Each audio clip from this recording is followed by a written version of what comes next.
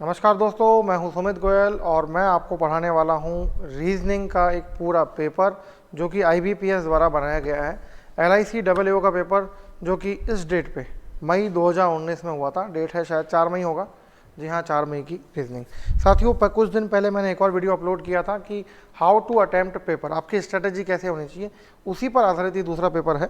और बहुत सारे आप विद्यार्थियों के पास कमेंट्स आए थे। जैसे हर्षिता बारोला ने मुझे कहा है कि धन्यवाद गुरुजी, मोस्ट वेलकम, कि ऐसे वीडियो यूट्यूब पर कम ही आते हैं। धन्यवाद। मुझे मालूम है नहीं पढ़ाते हैं लोग यूट्यूब पर ऐसे वीडियो, इसलिए मैं लेकर आया कि कंप्लीट एग्जाम में आपको कैसे अटेम्प्ट करना है, स्ट्रेटेजी क्या होनी चाहिए। रेलवे के लिए क्या पढ़ें, कैसे पढ़ें, बिल्कुल आसान है। देखिए, रेलवे पे आप सारा का सारा जो फोकस है वो जीके और जीएस पे रखो। मैथ्स रीजनिंग उसमें बहुत हल्के लेवल की आती है। जीके जीएस 50% पोर्शन होता है, वहीं से आपकी नौकरी लगेगी। और ऐसा नहीं कि मैथ्स रीजनिंग करनी ही नहीं है, मैथ्स रीजनिंग भी आपको करनी है। क्लियर है। प्रियंका रोडिया ने लिखा है, बहुत दिनों बाद किसी पेपर का अच्छा एनालिसिस, रेलवे के पेपर के बारे में भी बताएं sir. Thank you very much Priyanka, जल्दी ही रेलवे के पेपर भी डालेंगे, आप चिंता ना करें। पूजा रावत ने रिक्वेस्ट करी है और वीडियोस बनाएं, तो बिल्कुल एक और वीडियो आपके सामने लेकर आ गए हैं। विनोद प्रजापत ने मुझे कहा है कि सर हमारे बैच में बेसिक नहीं हुई है। चिंता ना करो, ये जो बैंक का जो पेपर होता है इसमें ऑलमोस्ट तो सारी की सारी पजल्स आती है, और पजल्स में कोई बेसिक नहीं होता। उठाओ पेन और बस शुरू हो जाओ, आप सारे के सारे क्वेश्चन कर पाओगे, बिल्कुल चिंता ना करें। और इस बार मैं और थोड़ा बेसिक से आगे पढ़ाऊँगा। सनी मीणा ने रिक्वेस्ट करी है कि सर नेट ख़त्म हो गया। भाई नेट तो देखो अपने आप रिचार्ज करना पड़ेगा। और हाँ, फिर कहा है कि और वीडियो लेंगे रीजनिंग की, बहुत अच्छी बात है। और हर्ष नंदवानिया ने कहा है thank you so much sir, ये बहुत अच्छी बात है। धर्मेंद्र ने भी कुछ ऐसा ही कहा कि सर एडवांस लर्नर्स के लिए है। बिल्कुल धर्मेंद्र, ये सब वीडियो एडवांस लर्नर्स के लिए हैं, क्योंकि एग्जाम वही क्रैक करेगा जो एडवांस लर्नर होगा। स्लो लर्नर्स, बिगनर्स को एग्जाम थोड़ी क्रैक होते हैं, तभी तो दे आर कॉल्ड बिगनर्स या फिर स्लो लर्नर्स, तो वो तो पॉसिबल ही नहीं है। करंट अफेयर्स पॉइंट नाम से कोई है जिन्होंने कहा मैथ्स भी कराना, बिल्कुल कराएंगे दोस्त, चिंता ना करें आप। और भी बहुत सारे कमेंट हैं जिनमें धन्यवाद ज़्यादा है, और सब कराएंगे आप, बिल्कुल चिंता ना करें। थैंक यू सो मच दोस्तों इन सब के लिए। और मैंने जो भी आपकी क्वेरीज थी वो सॉल्व कर दी इसी वीडियो के माध्यम से। चलिए इस वीडियो की तरफ चलते हैं। स्ट्रेटेजी मैं आपको पिछली वीडियो में बता चुका हूँ, जो वीडियो नंबर प्रीवियस फर्स्ट मैंने वीडियो डाला था। साथियों, पेपर हम जानते हैं कि बैंक के एग्जाम में, बैंक वाला IBPS जितने भी एग्जाम कराता है उसमें LIC भी इंक्लूडेड है। हमारे को केवल 20 मिनट दिए जाते हैं। 20 मिनट में हमारे को 35 क्वेश्चन करने हैं रीजनिंग के, जो कि लगभग इम्पॉसिबल है 20 मिनट में कर पाना। जैसा मैंने आपको बताया, एक बार फिर समझें जो बच्चे इस बार वापस जुड़ रहे हैं या फर्स्ट टाइम ये वीडियो देख रहे हैं, कि शुरू में 1 से 1.5 मिनट आपको देना है क्या अटैम्प्ट करना है और क्या अटैम्प्ट नहीं करना है। ये टाइम आपका खर्च होना चाहिए। प्लेन A4 साइज पेपर आपको एग्जाम में मिलता ही है, इशू होता है, उस पर आप ये बिल्कुल A4 साइज पेपर को बिल्कुल ब्लैंक रखें आप। और फर्स्ट ऑफ ऑल आधे 1-1.5 मिनट में ही जानने की कोशिश करें कि कौन कौन से क्वेश्चन हम आपको अटैम्प्ट करना है। Let's start. तो ये पहला क्वेश्चन जब हम देखें, साथियों जिन्होंने अब तक वीडियो लाइक नहीं करा है फटाफट से वीडियो लाइक कर दीजिए। हाँ, तो अब जैसे मैं देखता हूँ 66 से 70 क्वेश्चन, ठीक है, आप इसका स्क्रीनशॉट ले लीजिए प्लीज़। तो जब मैं 66 से 70 देख रहा हूँ तो मुझे मालूम पड़ गया भैया ये पजल है। और आप देखें तो ये पजल में ये लाइन तो इंट्रोडक्शन है, ये बहुत बड़ी पजल नहीं है। इसका मतलब मैं इसको इनिशियल लेवल पे कर सकता हूँ। तो जी हाँ, मैं क्या करूँगा, मैं यहाँ लिख लूँगा ऊपर 66 से 70, और 66 से 70 को मैं फर्स्ट प्रायोरिटी दूंगा कि भैया मैं इसको करूँ। तो ये मेरी फर्स्ट प्रायोरिटी में रहेगी पजल्स वाले में, ठीक है। ये है पजल्स, ये मैंने यहाँ लिख लिया। कैसे भी लिख सकते हैं जैसे आप कंफर्टेबल हों, है ना, शॉर्ट में लिखेंगे ज़्यादा अच्छा रहेगा। ये फिर इसी पर आधारित क्वेश्चन है। नेक्स्ट आगे बढ़ते हैं। तो 71 से 73 आप देखिए केवल 2 ही लाइन का क्वेश्चन है। तो पजल है जो कि डायरेक्शन बेस्ड है, तो इसे भी मैं फर्स्ट राउंड में ही कर सकता हूँ। तो ये फर्स्ट राउंड मैंने लिख लिया। देन और आगे चलते हैं। सिंगल क्वेश्चन है 74, सिंगल क्वेश्चन है 75, इनको तो मतलब मुझे करना ही करना है। तो ये तो फर्स्ट प्रायोरिटी से भी पहले है, क्योंकि जो इंडिविजुअल क्वेश्चन हैं वो हमारे को पहले करना है। तो मैं टॉप पे लिख देता हूँ 74 देन 75। क्लियर है? मैं आपको बता चुका हूँ साथियों, कई बार क्या होता है स्टूडेंट अपने ईगो पे बात ले लेता है, पजल को लेके बैठा रहता है, वो मुश्किल पजल करने की कोशिश करता है और 20 मिनट में एक भी पजल नहीं हो पाती है। हेड बेटर कि हम पहले सिंगल क्वेश्चन कर लें, लॉग्स कर लो, ब्लड रिलेशन कर लो, इनइक्वालिटीज कर लो, पहले अपने 10-12 नंबर सिक्योर कर लो, उसके बाद पजल्स में हाथ डालो, और वो भी पहले ईजी पजल बाद में मुश्किल पजल, अगर समय बदले तो देखिए 76 से 80 अगर मैं देखूँ तो आप देखो दिख रहा होगा तत्व लिखे हुए हैं, तो मैं बगैर क्वेश्चन पढ़े हम बता सकते हैं कि ये बात होगी इनइक्वालिटी को लेकर के। तो पजल से पहले मैं इनइक्वालिटी भी करूंगा, तो मैं 76 से 80 लिख देता हूँ यहाँ पर इनइक्वालिटी। देखिए रिलेशनशिप बताना होता है कौन छोटा है कौन बड़ा है, ऐसे क्वेश्चन में तो बहुत जल्दी होते हैं।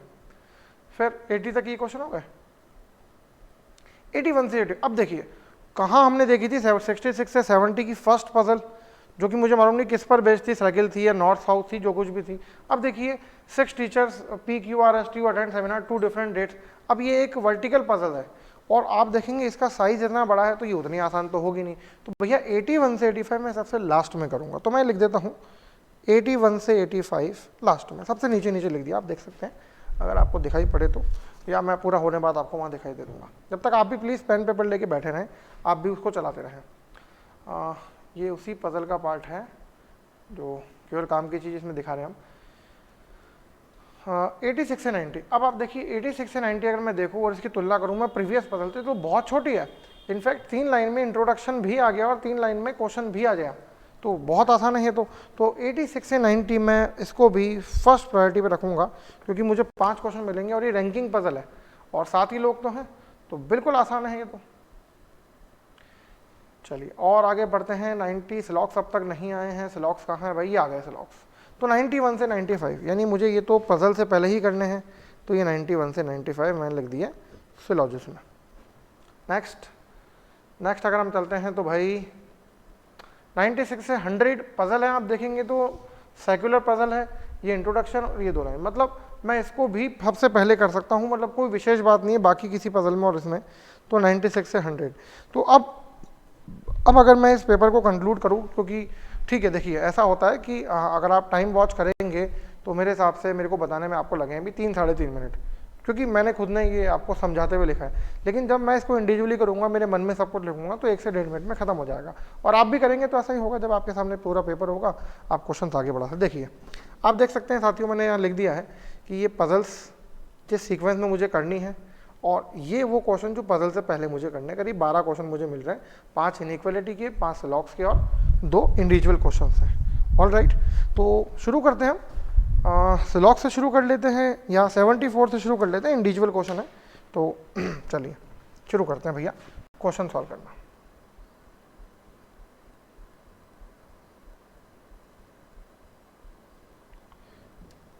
क्वेश्चन नंबर 74 लिखा है कि, मैं इसमें पढ़ लूँ क्वेश्चन, मुझे इसमें आसान दिखेगा। 6, 3, 8, 4, 2, 7 में कितने अंक हैं जो संख्या श्रृंखला में आगे और पीछे दिशाओं के समान अंक हैं? How many such digits are there in the number 6, 3, 8, 4, 2, 5, 7 in which the digits are same as in the number series both from backward and forward. क्या पूछना चाह रहा भाई? How many such digits are there in the number in which the digits are same as in number series both. मैं तो question ही समझ नहीं पा रहा हूँ क्या पूछना चाह रहा है। चलिए वापस, संख्या में कितने अंक हैं जिनमें संख्या श्रृंखला आगे और पीछे दोनों दिशाओं में समान अंक है? मुझे लग रहा है इस क्वेश्चन में कुछ मिस्टेक हुई है। टाइपिस्ट से मैं एक बार क्वेश्चन ढंग से पढ़ लेता हूँ क्या कहना चाह रहा है, क्योंकि मैं इसको जज ही नहीं कर पा रहा हूँ। और ऐसा है कि अगर हमारे टाइपिस्ट से, हमारे कंप्यूटर ऑपरेटर से मिस्टेक हो सकती है ना, तो IBPS वाले से भी हो सकती है। उसके टाइपिस्ट, उसके कंप्यूटर ऑपरेटर कोई ऊपर स्वर्ग से नहीं आते कि वो गलतियां नहीं कर सकते, कहीं से भी गलती हो सकती है।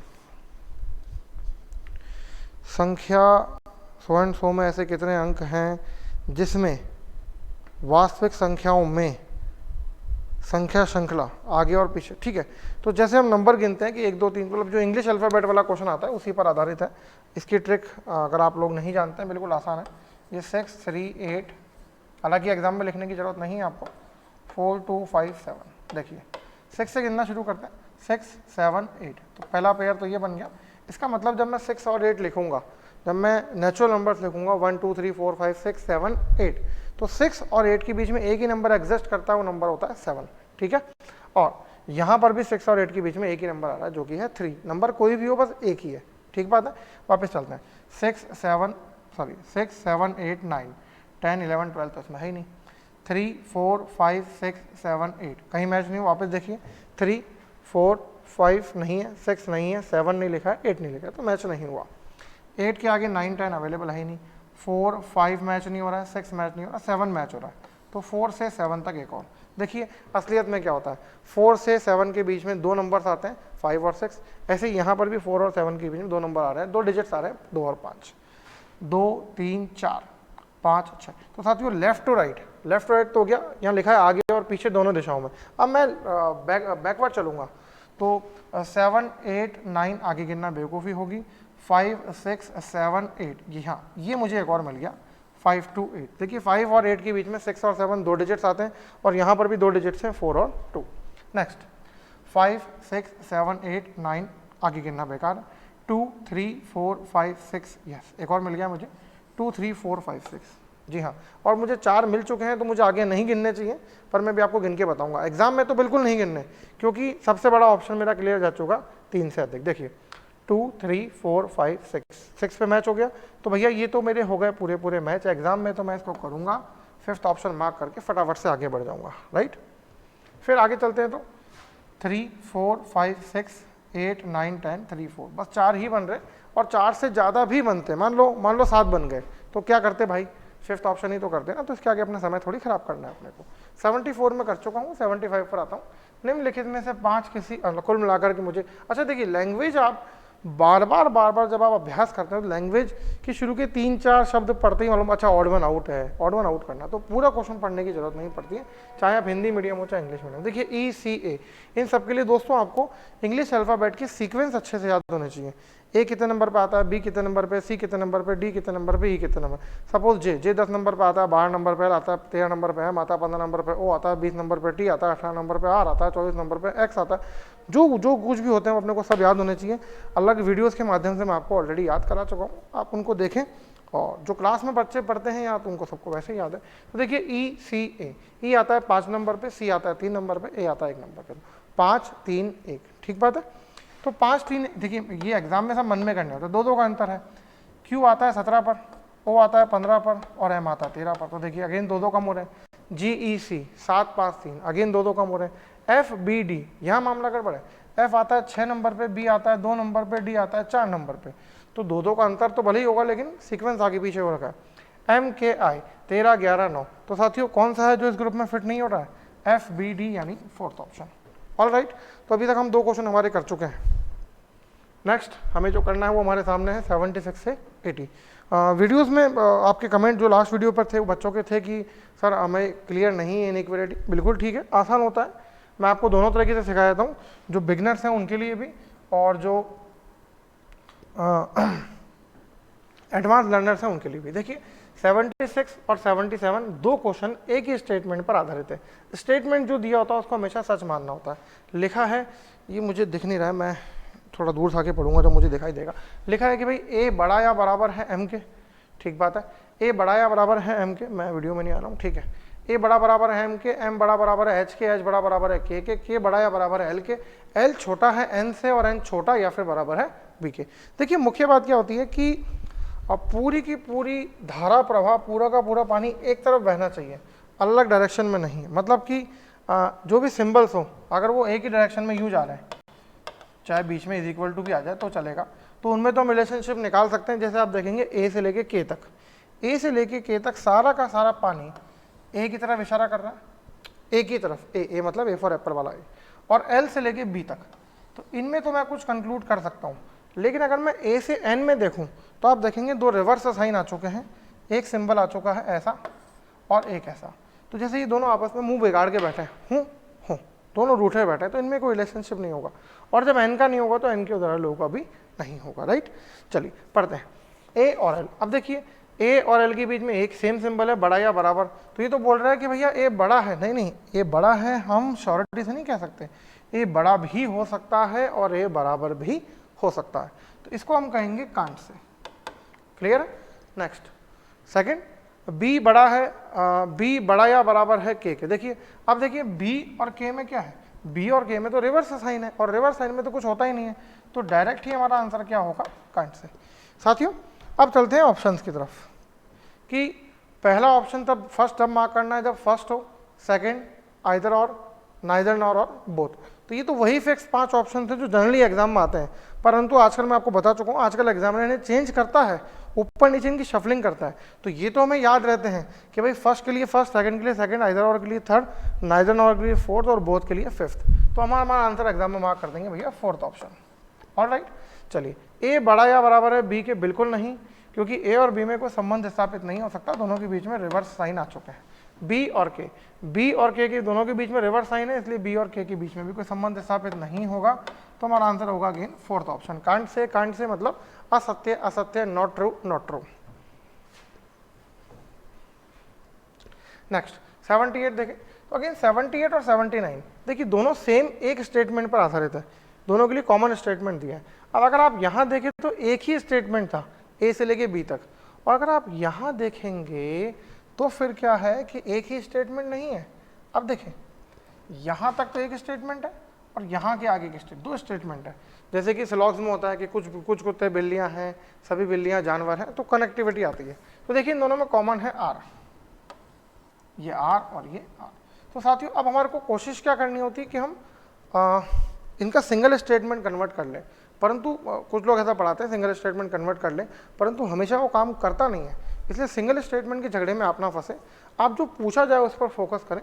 पहले मैं बेसिक्स लर्नर्स के लिए बता रहा हूँ, जिनको नहीं आता है लिखकर जो करना चाहते हैं वो देखें कि भैया एन और पी, एन है इस पार्टी का आदमी, पी है इस पार्टी का आदमी। अगर मैं लिखूंगा तो मैं क्या लिखूंगा कि भैया पी से बड़ा है ए से बड़ा या बराबर है आर, और आर से मैं जाऊंगा एन तक, तो आर से बड़ा या बराबर है एन। अब आप मुझे बताइए कि पी और एन में एक ही तरफ सारे के सारे सिंबल जा रहे हैं और सेम इशारा कर रहे हैं कि जी हाँ, क्योंकि एक बार बड़े का साइन आ चुका है, इसका मतलब एन पी से जरूर से डेफिनेटली बड़ा है। तो ये वाला जो हमारा कंक्लूजन है, फर्स्ट कंक्लूजन ही बिल्कुल सही जाएगा।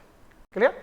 दूसरा देखते हैं के और एन। अब के इस पार्टी का आदमी, एन उस पार्टी का आदमी। तो अगेन मुझे क्या करना है, अगेन मुझे इसके लिए एक नया स्टेटमेंट क्रिएट कर लेना है। तो एन और आर को तो मैं एज इट इज लिख देता हूँ, ये मैंने लिख दिया एन और आर। अब मुझे आर और के तो भैया सेम है, दोनों जुड़वा भाई है, तो जो रिलेशनशिप आर का एन से होगा वही के का भी एन से होगा। तो देखिए के छोटा या बराबर है एन के, बिल्कुल सही है। यहाँ पर भी कंक्लूजन ही बोल रहा है, तो सेकंड वाला बिल्कुल सही है, हम कर देंगे फिफ्थ ऑप्शन। आप चिंता ना करें, जो विद्यार्थी एडवांस लर्नर्स हैं उनको भी मैं बताऊंगा कि एग्जाम में कैसे अप्रोच करना होता है। क्लियर। क्योंकि ये लिखने का मुझे तो पसंद नहीं आता है कि लिखने में इतना समय खर्च कर दोगे तो नौकरी कैसे लगोगे। 79 पे आता है के और ए। अब देखिए के और ए तो एक ही पार्टी के आदमी है, तो इसके लिए मुझे कंक्लूजन नया स्टेटमेंट लिखने की जरूरत नहीं है। दिखती सी बात है कि बड़ा भी हो सकता है और के बराबर भी हो सकता है, लेकिन मैं श्योरिटी से नहीं बोल सकता हूँ कि के बड़ा ही है, इसके लिए मैं कहूँगा कांट से। मुझे नहीं मालूम भैया क्या है। हाँ अब ये बोल रहा है कि नहीं के बड़ा भी हो सकता है और बराबर भी, तो ये वाली बात बिल्कुल सही है। तो देखिए यहाँ आएगा मेरा answer second option. All clear. चलिए एडवांस लर्नर्स की बात करते हैं, ये तो बेसिक उनके लिए था जिनको लिख करके ही करना होता है। अब अगर एडवांस लर्नर्स की बात करूँ तो देखिए एन और पी, एन उस पार्टी का आदमी, पी इस पार्टी का आदमी, दोनों के बीच में मीडिएटर कौन है, दोनों के बीच में मीडिएटर है आर। पी को छोटे वाले को हमेशा 10 मानते हैं, तो पी को मैंने माना 10। अब आर जो है वो कम से कम 11 तो होगा भाई, दिखती सी बात है 11 तो उसको होना पड़ेगा क्योंकि बड़े का साइन आ गया। अब 11 अगर यहाँ रखता हूँ तो एन 11 भी हो सकता है और 12 भी हो सकता है। अब 11 हो या 12 हो, 10 से तो बड़ा होगा। मैंने आपको पूरी कहानी बताई कि अगर ऊँट अगर बैठ भी जाए तो रहता तो कुत्ते से ऊंचा ही है। वापिस समझिए, अगर मैं पी को 10 मानता हूँ, हमें छोटे वाले को 10 मान लेते हैं, अगर मैं पी को 10 मानता हूँ तो आर तक तो मुझे जाना पड़ेगा। आर बैटरी ठीक चल रही है इसमें, अगर पी 10 है तो आर कम से कम 11 होगा क्योंकि ए से बड़ा है, और ए से बड़ा या बराबर कुछ भी हो, बराबर होगा तो भी पी से तो बड़ा ही होगा, तो ये कम से कम 11 होगा। 11 और अगर एन बराबर भी हुआ तो 11 होगा और बड़ा हुआ तो 12 होगा। अब 11 हो या 12 हो या 13 हो या 14 हो, 10 से तो बड़ा ही होगा। तो पहले वाला बिल्कुल सही है। के और एन की बात करते हैं तो बिल्कुल ईजी है, क्योंकि के और आर को हम रिप्लेस कर सकते हैं, तो हम यहाँ वैसे ही के पढ़ लेंगे। तो दिखती सी बात है दूसरा वाला हमारा बिल्कुल सही चला गया। तो पहला भी सही, दूसरा भी सही, फिफ्थ ऑप्शन हमारा आंसर हो जाएगा।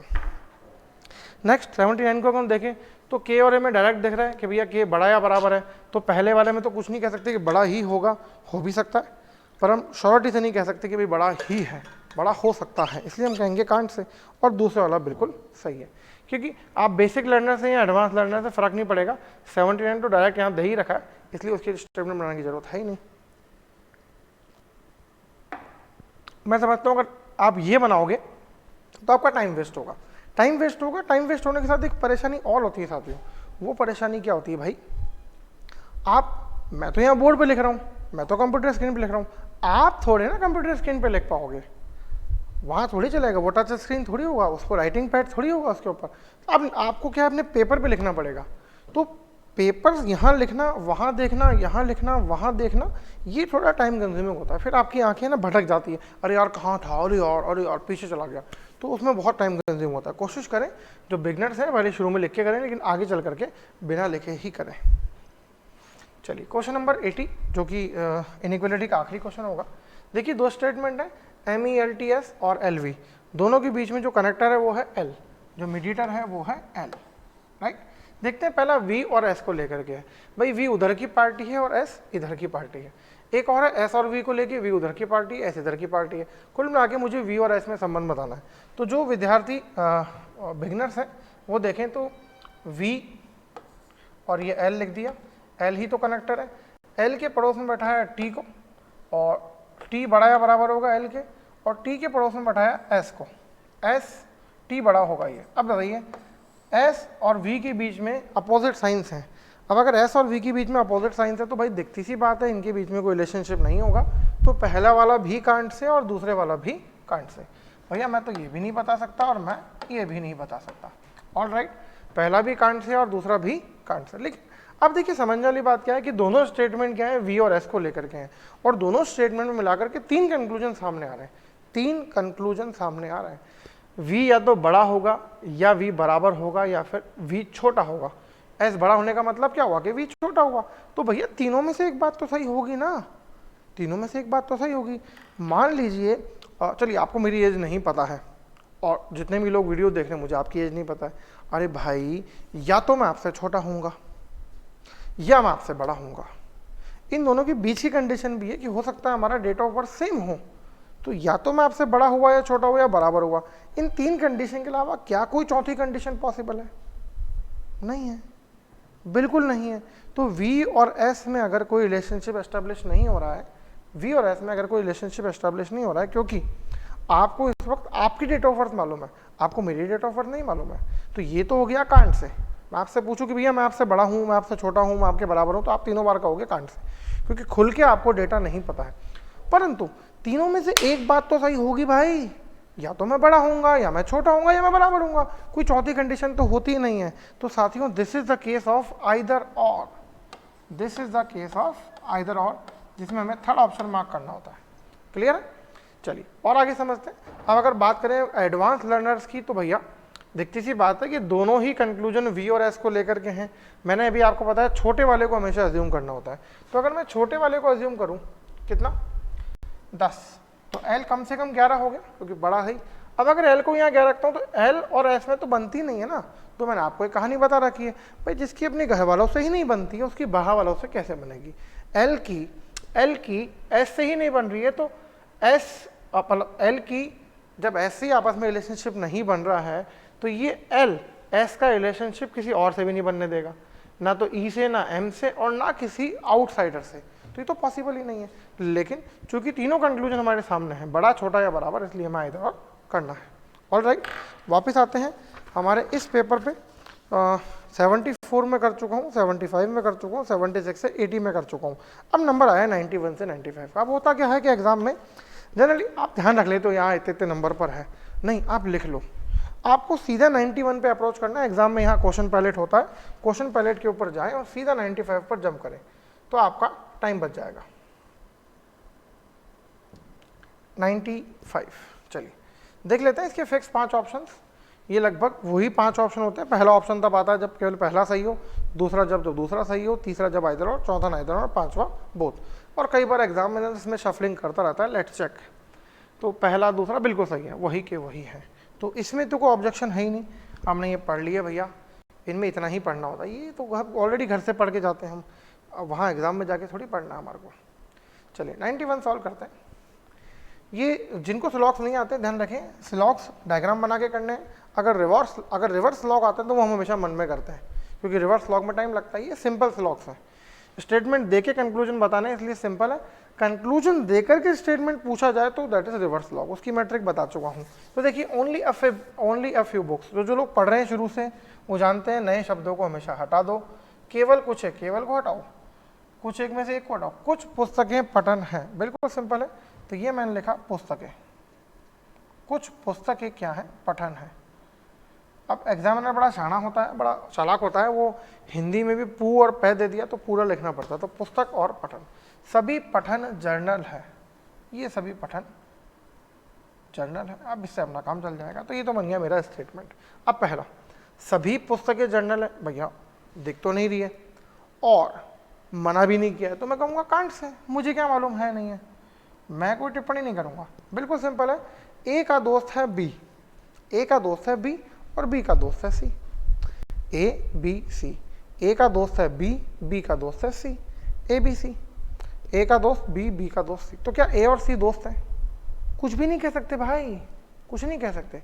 हो सकता है दोस्त हो सकता है दुश्मन हो सकता है एक दूसरे को जानते ही नहीं हो, हाय हेलो वाले फ्रेंड हो, कुछ भी हो सकता है। तो मैं कहूँगा कांट से। तो पहला हो गया कांट से। कुछ जर्नल पठन है, अब देखिए कुछ जर्नल पठन है, बिल्कुल दिखती सी बात है भैया है, इसको तो कोई रोक ही नहीं सकता है। तो पहला वाला कांट से और दूसरे वाला सही। तो एग्जाम में जो हम ऑप्शन मार्क करेंगे वो होगा सेकंड ऑप्शन। ऑलराइट, 91 हो गया, फटाफट से, इनमें टाइम कम लगता है। 92 पे अगर हम आते हैं तो अच्छा जगह कोई बात नहीं, जगह है हमारे पास में काफ़ी। कुछ वन पेड़ हैं, तो ये मैं लिख देता हूँ वन, कुछ वन पेड़ है, कुछ एक वन तना है, तो कुछ एक वन तना है, ठीक बात है। अब पहला कंक्लूजन, कुछ तने पेड़ हैं, संभावना को छुपा दीजिए, कुछ तने पेड़ हैं कांट से, और जहाँ जहाँ आप कांट से बोलोगे उस सबकी पॉसिबिलिटी सही जाएगी। तो पहले वाला बिल्कुल सही जाएगा, फर्स्ट वाला। दूसरा है कुछ तने पेड़ हैं, कुछ तने पेड़ हैं कांट से। देखिए दोनों कंक्लूजन सेम है, दोनों कंक्लूजन तने और पेड़ को लेके स्टेम एंड ट्री।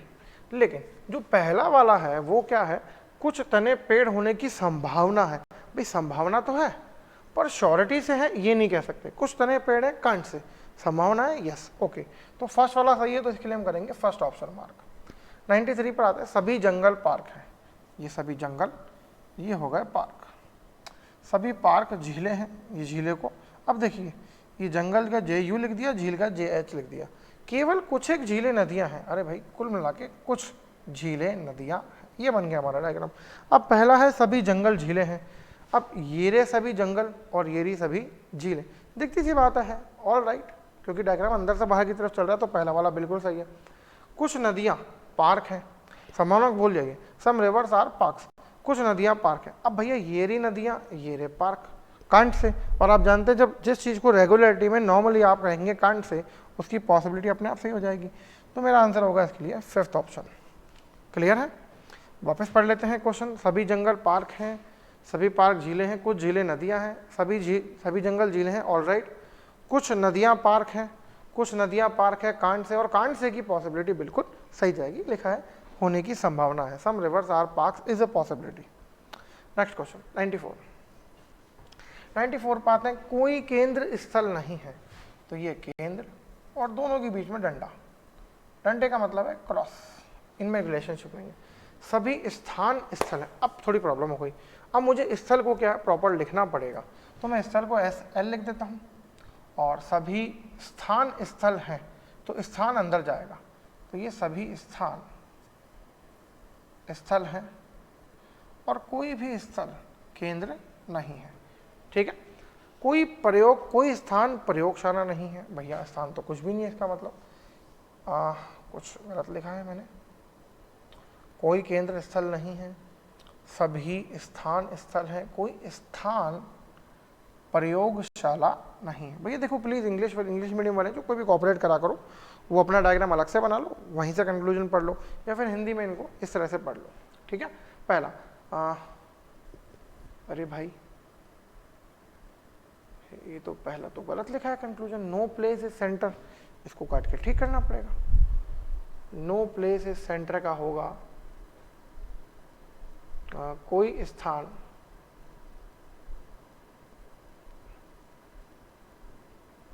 कोई स्थान, ठीक है, कोई स्थान केंद्र नहीं है।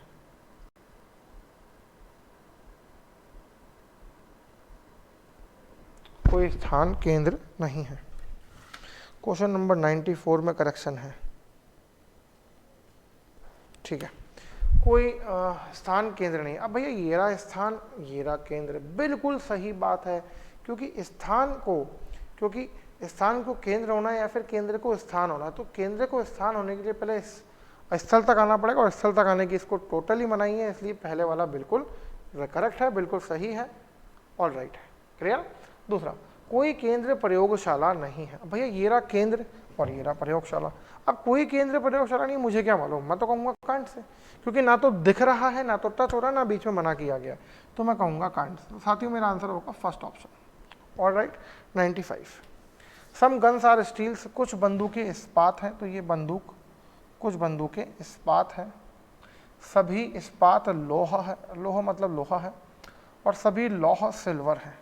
कभी भी डायग्राम ओवरराइट करा हुआ नहीं बनाते हैं, सिल्वर है, सभी बंदूकें सिल्वर है। पहला कंक्लूजन है सभी बंदूकें सिल्वर है। भैया बंदूक का पूरा हिस्सा सिल्वर में नहीं आ रहा है, भले ही हो सकता होगा, गारंटी नहीं है, लेकिन हम कहेंगे कांट से, क्योंकि पॉसिबिलिटी नहीं पूछ रहा, बिल्कुल सिंपल कंक्लूजन है, कुछ बंदूकें सिल्वर नहीं है। अब ये फोर्थ टाइप का है, मैं आपको बता चुका हूँ कन्वर्जन। फर्स्ट टाइप होता है ऑल, सेकंड टाइप होता है सम, थर्ड टाइप होता है नो, फोर्थ टाइप होता है सम नॉट। ये हमेशा इसमें कन्वर्ट होता है। अगर ये कांट से हुआ तो ये भी कांट से होगा, ये राइट हुआ तो ये रॉन्ग होगा, और ये रॉन्ग हुआ तो ये राइट होगा, हमेशा अपोजिट चलते हैं। इसे बोलते हैं रेसिप्रोकल होना, जैसे मैथ्स में होता है रेसिप्रोकल, एक दूसरे के व्युत्क्रम चलते हैं। तो देखते हैं भैया, फोर्थ वाले को मैं फर्स्ट में कन्वर्ट कर लेता हूँ। लिखा है कुछ बंदूकें सिल्वर नहीं है, तो मैं पढ़ूंगा सभी बंदूकें सिल्वर है, सभी बंदूकें सिल्वर है, सभी बंदूकें सिल्वर है। इसको मैं क्या कहूँगा, कांट से कहूँगा, तो कांट से का वापस कन्वर्जन क्या होगा, अगेन कांट से ही होगा, ऑलराइट।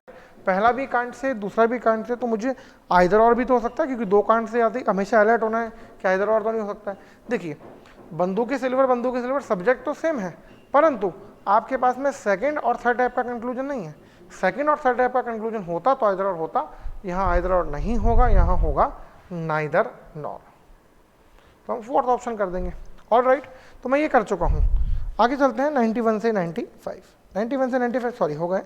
अब देखिए ये मैं सब कुछ कर चुका हूँ, तो मुझे समय नहीं लगेगा ये चेक करने में कि मुझे कौन से क्वेश्चन पे जाकर जंप करना है, ऑल क्लियर, बिल्कुल इजीली। अब मुझे पजल देखने तो 66 से 70। साथियों सब कुछ आपको पसंद आ रहा हो, बहुत अच्छा लग रहा है, फटाफट से वीडियो को लाइक कर दीजिए, अपने दोस्तों के साथ शेयर कीजिए, व्हाट्सएप पर, इंस्टाग्राम पर, फेसबुक पर, जिस भी सोशल मीडिया प्लेटफॉर्म को आप यूज़ करते हैं उस पर फटाफट से शेयर कर दीजिए। ध्यान रखिए ज्ञान हमेशा बांटने से बढ़ता है।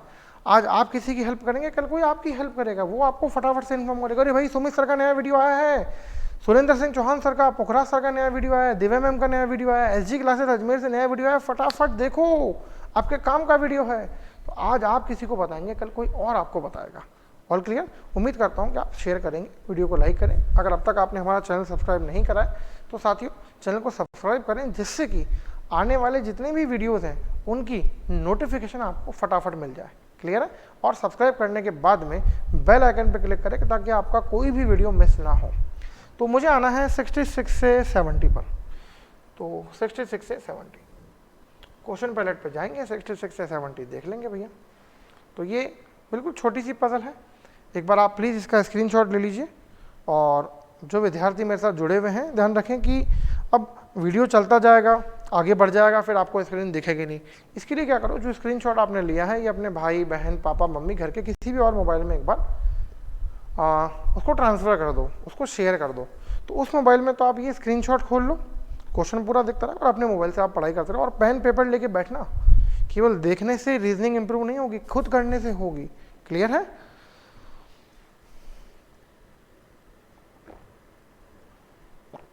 अब उन बच्चों की बात जिन्होंने काफ़ी बार लिखा सर एडवांस लेवल है, हमें पजल नहीं आती, हमने कुछ नहीं सीखना पजल में। जैसा उसने बोला है अपने मन में उसकी मनोस्थिति बनाओ और हो जाओ शुरू, बिल्कुल सिंपल। चलिए मैं आपको वापस शुरू से सिखाता हूँ भाई। 10% ABCD PQRST are sitting in single row, all are facing to north direction but not necessarily in the same order. 10 व्यक्ति ABCDE PQRST एक पंक्ति में बैठे, सभी का मुख उत्तर दिशा की ओर है, उत्तर मतलब नॉर्थ दिशा, ऊपर मानेंगे हम, ठीक है, आवश्यक नहीं इसी क्रम में। अब इसे बोलते हैं साथियों, ये जो फर्स्ट पैरा होता है ना, इसे बोलते हैं इंट्रोडक्शन पैरा। क्या बोलते हैं? Introduction paragraph. इंट्रोडक्शन पैराग्राफ से हमें दो ही चीज़ें करनी होती है केवल। पहली होती है नेम ऑल, दूसरी होती है सीट ऑल। चूँकि 10 लोग हैं तो हमें इन 10 के 10 के नाम लिख लेने चाहिए, ठीक है। अच्छा, फिर जो सेकंड पैराग्राफ होता है इसे बोलते हैं इंट्रो पैरा, इसे बोलते हैं हिंट पैराग्राफ। यहीं से आपका डायग्राम क्रिएट होता है। तो मैंने आपको बताया नेम ऑल और सीट ऑल, दो काम आपको करने हैं। इन सब के नाम लिखने हैं और नाम लिखने के साथ साथ इनको सबको सीटों पर भी बैठाना है। तो देखिए ए से लेके ई तक और बी से लेके टी तक, ये मैं यहाँ नाम लिख लेता हूँ, A B C D E P Q R S और ये टी। अभी तो ये सीक्वेंस से नाम दिए, जरूरी नहीं है कि एग्जाम में नाम ये सीक्वेंस से ही आए। अब सीट ऑल, भैया 10 लोग हैं नॉर्थ में देख रहे हैं, ध्यान रखिए जितने भी लोग हो ना उससे एक डॉट हमेशा ज़्यादा बनाना, 10 और 1 11। तो साथियों मैं एक लाइन बनाऊंगा, इस लाइन में मैं 11 डॉट बनाऊंगा, आप भी बना लीजिए। 1 2 3 4 5 6 7 8 9 10 11। और जब इन 11 लाइनों को आप बड़ा बड़ा करेंगे ना तो आप पाएंगे कि 10 ही सीटें आपको मिलेगी। चाहे आप नंबर लिख के देख सकते हैं 1 2 3 4 5 6 7 8 9 और ये 10। देख लीजिए डॉट मैंने 11 बनाए हैं, गिन लीजिए 1 2 3 4 5 6 7 8 9 10 11। खुद के डॉट बना के देख लीजिए, हाथ कंगन को आरसी किया और पढ़े लिखे को फारसी किया, तो 10 लोग हैं, ठीक है। अब मैं इसको थोड़ा सा ऊपर करूँगा क्योंकि मुझे जगह चाहिए आपको दिखाने के लिए भी। तो स्क्रीनशॉट आपने ले लिया, वही का वही क्वेश्चन है। और साथियों कोई भी एग्ज़ाम हो, क्लर्क हो, पीओ हो, एसओ हो, एलआईसी डबल ए हो, जिसमें पजल आती है, हमेशा ध्यान रखें 4 पॉसिबिलिटीज एक साथ लगे चले। ये फर्स्ट पॉसिबिलिटी, ये सेकंड पॉसिबिलिटी, ये थर्ड पॉसिबिलिटी और ये फोर्थ पॉसिबिलिटी। ज़रूरत पड़ने पे हम 5वीं भी बना सकते हैं, 6ठी भी बना सकते हैं, 7वीं भी बना सकते हैं। क्लियर है?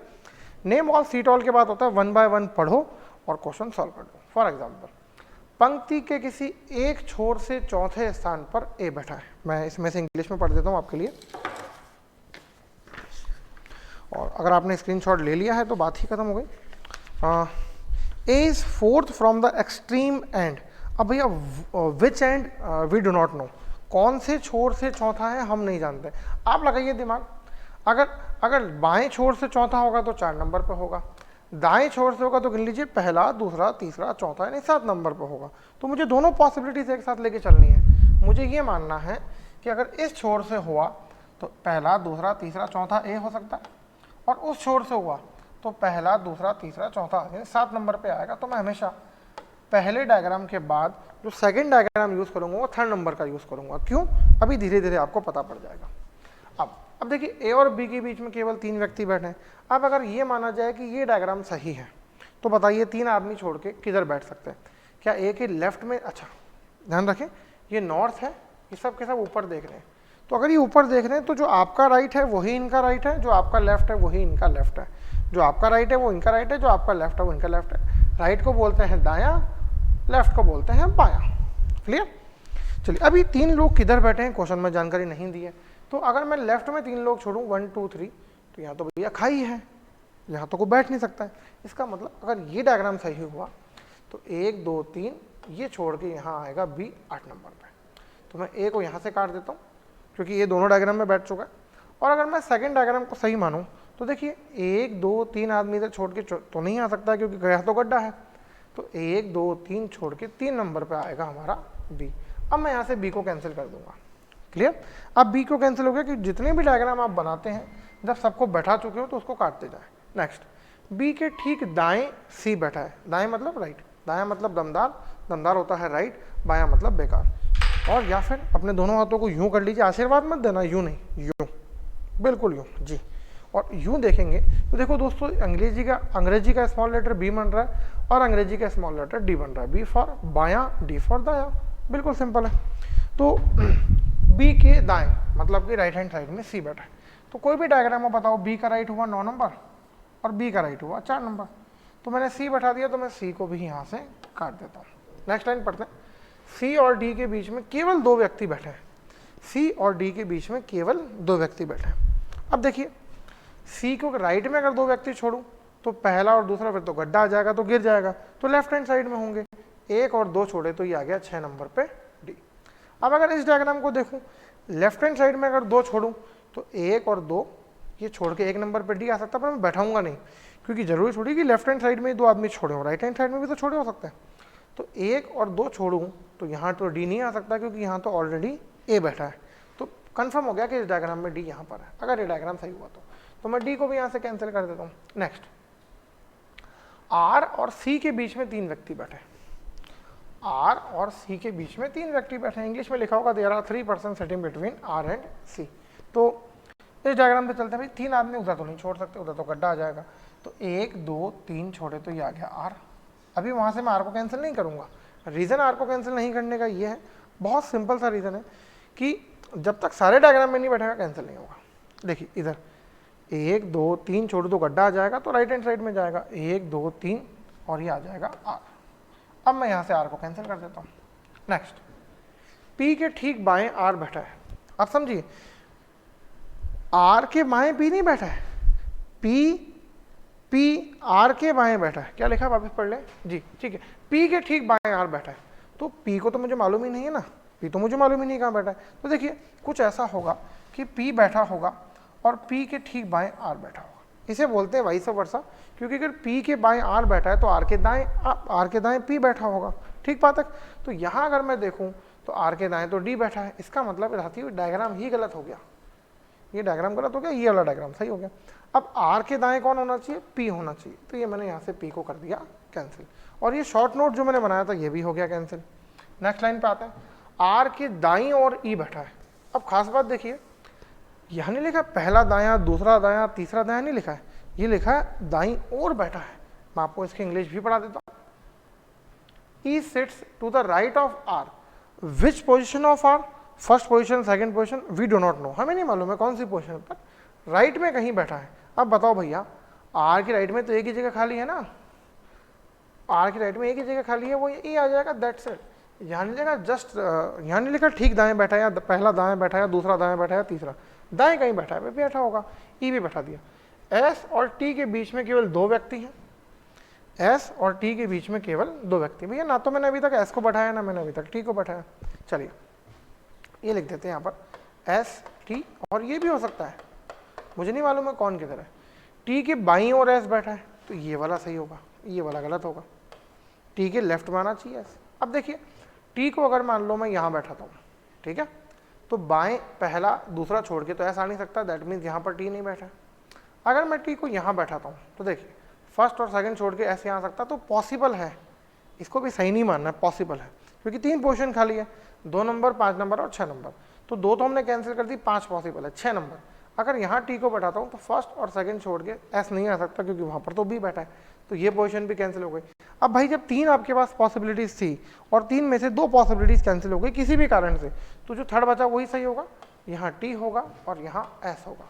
मैं टी और एस को जैसे ही काटने जाऊँगा मुझे क्यू दिख जाएगा, क्योंकि अभी तक क्यू का जिक्र ही नहीं हुआ है, तो यहाँ आएगा दोस्तों क्यू।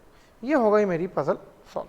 मेरा आंसर आ गया D S B C D Q A R P E, ये एग्जैक्टली बैठे हुए, लेफ्ट किनारे पर है डी और राइट किनारे पर है ई। ऑल राइट, चलिए अब मैं इसको कॉपी कर लेता हूँ क्वेश्चन सॉल्व करने के लिए, क्योंकि इसके बगैर हम क्वेश्चन कैसे सॉल्व कर पाएंगे।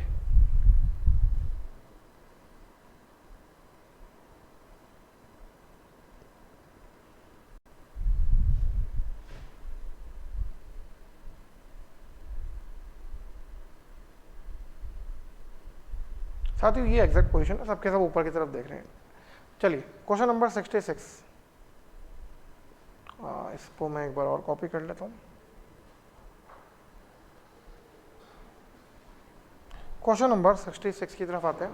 तो भाई साहब निम्नलिखित में से कौन सा व्यक्ति पी के बाएं तीसरे स्थान पर बैठा है, तो पी तो ये रहा, पहला दूसरा तीसरा यानी क्यू, तो ये मेरा आंसर आ गया फर्स्ट ऑप्शन। आर और टी के बीच में कितने व्यक्ति बैठे हैं भैया, ये रहा आर और ये रहा टी, कितने व्यक्ति हैं, 2 व्यक्ति, तो ये 2 वाला ऑप्शन थर्ड ऑप्शन। कौन सा व्यक्ति छोरों पर कौन से व्यक्ति छोरों पर बैठे हैं, डी और ई, तो डी और ई ये रहा, फोर्थ ऑप्शन हो गया डी और ई। क्लियर। नेक्स्ट क्वेश्चन की तरफ चलते हैं, 5 क्वेश्चन क्योंकि एक पजल में आते हैं। और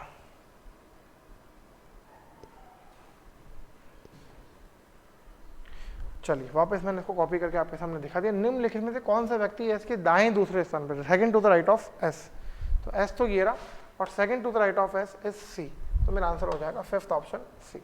बी की अगर बाईं ओर बढ़े, बी के बाईं ओर बैठे व्यक्तियों की संख्या निम्नलिखित में से किस व्यक्ति के दाईं ओर बैठे व्यक्तियों की, अरे भैया इसमें क्या होता है कि घुमा फिरा करके पूछ रहा है, कुल मिला के पूछ रहा है कि कौन सी पोजीशन बी की जिस इस एंड से है ना, तो बी की इस एंड से है तीसरी पोजीशन, तो इस एंड से तीसरी पोजीशन किसकी है, आर की। तीसरी होगी जब भी तो उसके उधर दो लोग बैठे होंगे, इधर से तीसरा होगा जब भी तो इसके इधर दो लोग बैठे होंगे, तो मेरा आंसर होगा आर। कुल मिलाकर के ये सीक्वेंस ही हमें गिनना होता है। वापस समझ लीजिए, बी के बाईं ओर बैठे गए व्यक्तियों की संख्या, भैया दो है ना, देखिए बी के लेफ्ट में दो लोग बैठे, निम्नलिखित में से किस व्यक्ति की दाईं ओर बैठे हैं दो लोग, अब मतलब दो लोग छोड़ के तीसरा तो गिनना है मुझे, तो इधर से तीसरा बी और इधर से तीसरा आर, तो मेरा आंसर हो जाएगा आर। ऑल राइट, वापस आऊँगा मेरी शीट के ऊपर और मैं ये देखूंगा कि भैया मैंने 66 से 70 कर लिया है, अब जो नंबर है वो 71 से 73 का है, तो सीक्वेंस इसी के आगे है, कोई विशेष बात नहीं है। साथियों अगर अब तक वीडियो लाइक नहीं करा फटाफट से वीडियो लाइक कर दो, हाँ फटाफट से वीडियो लाइक करो, शेयर करो अपने दोस्तों के साथ, कमेंट बॉक्स के माध्यम से मुझे बताओ आपको क्या प्रॉब्लम आ रही है, कैसा लग रहा है, जो कुछ भी आप फील करते हो, ताकि मैं आपको अगले वीडियो में और अच्छे से समझा सकूं, मुझे मालूम पड़े कि भाई आपका समझने का लेवल कहाँ है या कहीं और आपको प्रॉब्लम आ रही है। 71 से 73 डायरेक्शन का क्वेश्चन है, अभी शुरू कर लेते हैं, बहुत आसान होता है। नॉर्थ, साउथ, ईस्ट और ये वेस्ट, मैं आपके अकॉर्डिंग बता रहा हूँ।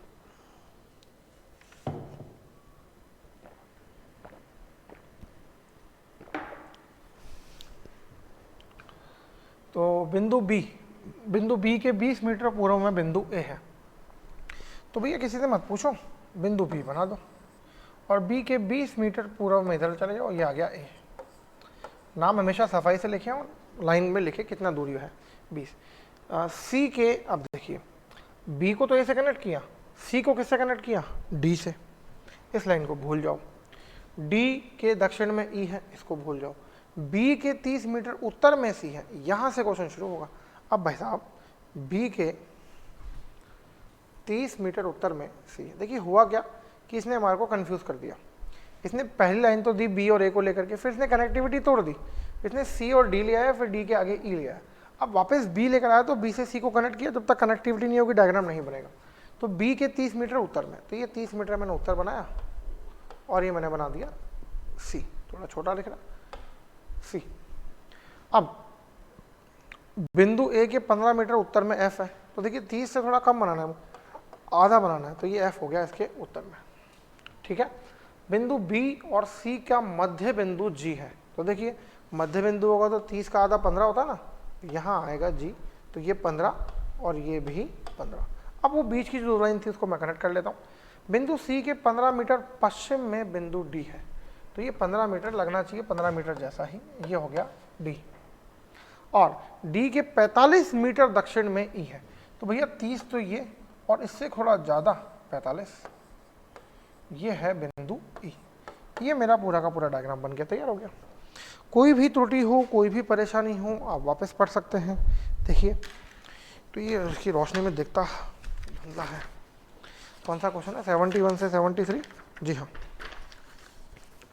बिंदु बी के 20 मीटर पूर्व में ए है, बिल्कुल सही है। Point A is 20 metre east of point B, all right. Point D is 15 metre west of point C, ये भी बिल्कुल ठीक है। सी के 15 मीटर पश्चिम में डी है, डी के 45 मीटर दक्षिण में ई है, बिंदु बी के 30 मीटर उत्तर सी है, ए के 15 मीटर ऊपर एफ है और बी और सी का मिड पॉइंट है जी। जी हाँ, तो ये तो मैंने मेरी पजल सॉल्व कर ली, मैंने मेरा डायग्राम बना लिया और मैं इस डायग्राम को कॉपी करके जहाँ मुझे ज़रूरत है वहाँ ले जाता हूँ। अगर आपने अब तक कॉपी नहीं करा डायग्राम, वीडियो को पॉज करके स्क्रीनशॉट नहीं लेना है ना, कॉपी करना है। स्क्रीनशॉट भारी पड़ेगा कॉपी करने। चलिए 3 ही क्वेश्चन हैं इस पर आधारित, तीनों इसी डायग्राम से सॉल्व हो जाने हैं, अभी सॉल्व कर लेते हैं।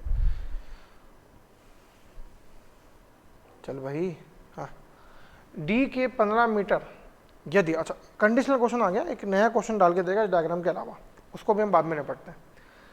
दी गई व्यवस्था के अनुसार मैंने आपको बताया कि तो जैसे ही आप समझ जाओ कि ग्रुप बन रहा है मतलब ऑड वन आउट हो रहा है, जो इस ग्रुप में शामिल होते हैं। एफ और सी, देखिए एफ ये रहा और सी ये रहा, पहले वाले के नॉर्थ और वेस्ट, पहले वाले के नॉर्थ वेस्ट में दूसरा वाला है, एफ के नॉर्थ वेस्ट में सी है, ए के नॉर्थ वेस्ट में जी है, बिल्कुल ठीक है, ये रहा ए, ये रहा जी, ए के नॉर्थ वेस्ट में सी है, ये भी ठीक है, ई के नॉर्थ वेस्ट में बी, नहीं भैया देखो, ई के नॉर्थ वेस्ट में बी नहीं है, ई के नॉर्थ ईस्ट में बी है, तो अभी तक तो ये चौथा ऑप्शन मुझे ठीक लग रहा है, और बी और डी, तो बी के नॉर्थ वेस्ट में डी है, ये बिल्कुल सही बात है, तो फोर्थ ऑप्शन हमारा सही चला जाएगा, ये इन चारों में, इन पांचों में अलग है।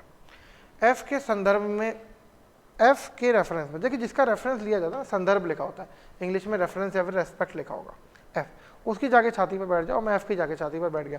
अब मुझे एफ से देखना है कौन, जी, किस दिशा में है भैया, एफ से यहाँ देखूंगा तो दिशा होगी पश्चिम, और दूरी होगी ये 20, ये 20 ही तो दूरी होगी, क्योंकि ये भी 20 है तो ये भी 20 होगा, क्योंकि एक ही लाइन के अंदर है, तो पश्चिम और 20, तो देखिए 20 तो ये रहा लेकिन पश्चिम नहीं है, 20 पश्चिम, फोर्थ ऑप्शन मेरा आंसर होगा, फोर्थ ऑप्शन। क्लियर। अब आते हैं कंडीशनल क्वेश्चन पे, इसमें एक नया डायग्राम बनवाएगा, इसी डायग्राम में एडिट करवाएगा। यदि बिंदु डी के 15 मीटर दक्षिण में, डी के 15 मीटर, ठीक है, नीचे जियो लाइन में आ जाएंगे, एच है, तो ई और एच के बीच की दूरी बताइए, ये रहा, बिंदु डी के 15 मीटर दक्षिण में, यानी यहाँ पर एच है, तो 15 मीटर ये हो गया। अब बोल रहा है कि ई और एच की दूरी बताओ, तो भैया ये टोटल 45 है, 45 में से 15 गया तो कितना बचा, 30, तो इन दोनों के बीच की दूरी होगी 30 मीटर, ये 30 मीटर में टिक करके फटाफट से आगे बढ़ जाऊंगा, और फिर मेरे पास में मेरा पेपर रेडी है ही, ये पता करने के लिए कि मुझे क्या करना है। तो अब नंबर आएगा साथियों 86 से 90 का, जो भी है सीक्वेंस मैंने लिख लिया, 86 से 90।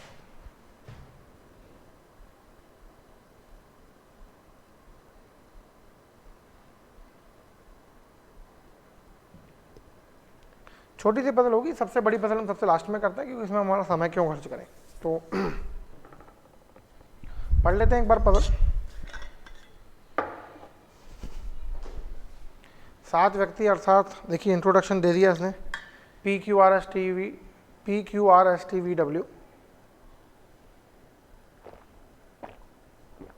अलग अलग वस्तु खरीदते हैं, परंतु आवश्यक नहीं है इस क्रम में, ठीक है, नाम दे दिए, वस्तु खरीद रहा है, कुल मिला के ज़्यादा कम होगा, इसे रैंकिंग पजल बोलते हैं हम।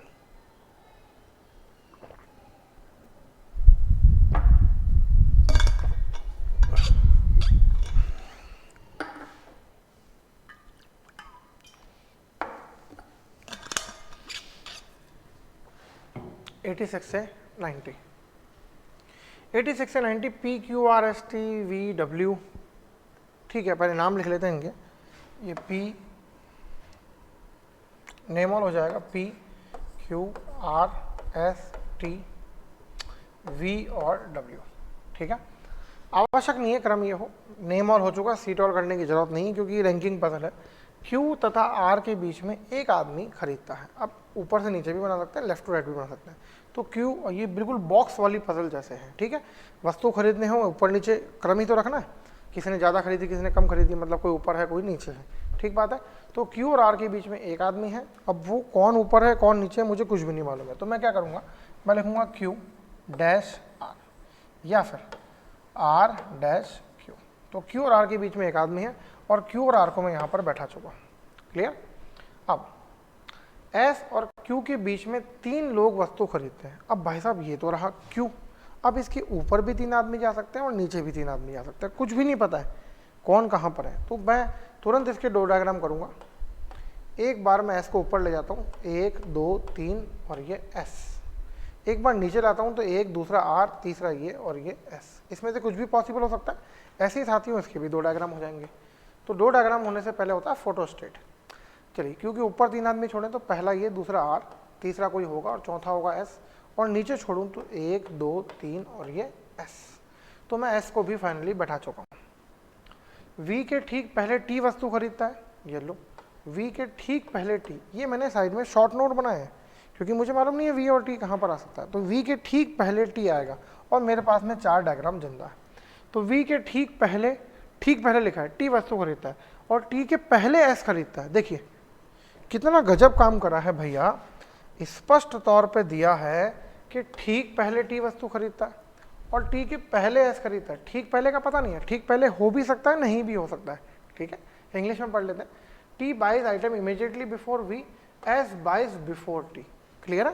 तो टी के ऊपर कहीं पर, टी के ऊपर कहीं पर एस आएगा, तो मैं नहीं जानता हूँ ठीक ऊपर आएगा या कहाँ आएगा। तो देखिए अब अगर मैं पहले डायग्राम को सही मानूं तो Q dash R dash S कुल मिलाकर के 5 आदमी हो चुके हैं, और S के नीचे T आएगा तो T के नीचे V भी आएगा।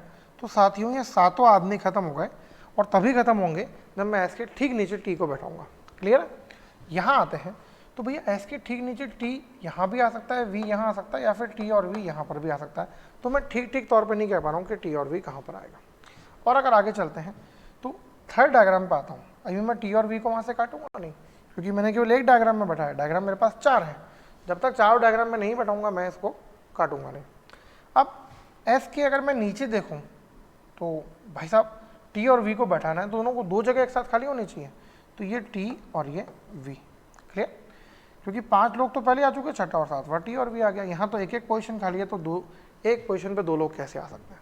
हाँ, अब अगर मैं इसकी बात करता हूँ तो अगर मैं S के नीचे गया तो देखिए 7 आदमी पहले हो चुके हैं, R dash Q dash dash dash और फिर S, 7 आदमी हो चुके हैं। इसका मतलब ये डायग्राम तो हो गया गलत। अब 2 डायग्राम में तो मैंने T और V को बैठा दिया, एक डायग्राम में बैठा नहीं, इस कारण मैं इसको काटूंगा नहीं, और ये मेरा शॉर्ट नोट भी जिंदा रहेगा। आगे चलते हैं। T और S के बीच में, T और S के बीच में 2 से अधिक व्यक्ति वस्तु खरीदते हैं, 2 से अधिक व्यक्ति। अब देखिए अगर मैं T को यहाँ बैठाता हूँ तो इन दोनों के बीच में कोई नहीं आएगा, यहाँ बैठाता हूँ तो एक ही व्यक्ति आएगा और कोई चॉइस नहीं है। इसका मतलब ये डायग्राम ही गलत हो गया। और S और T के बीच में 2 से अधिक व्यक्ति, यहाँ तो कोई व्यक्ति है ही नहीं, तो ये डायग्राम भी गलत। और यहाँ देखिए 2 व्यक्ति से अधिक है, तो इसका मतलब ये वाला डायग्राम अभी तक बिल्कुल एक्यूरेट जा रहा है। S भी बैठ गया, T भी बैठ गया, V भी बैठ गया, बचा P और W। P के पहले W खरीदता है तो W ऊपर आ जाएगा और P यहाँ आ जाएगा। तो मेरा आंसर हो गया SWRP QTV, SWRP QTV। ये मेरा फाइनल डायग्राम है। क्लियर है दोस्तों? ये अपेक्षाकृत दूसरे क्वेश्चंस के मुकाबले जल्दी बन जाता है, इसलिए हमने इसको फटाफट से बना लिया। चलिए इस पर आधारित हम क्वेश्चन देख लेते हैं, फटाफट से हो जाएंगे ये।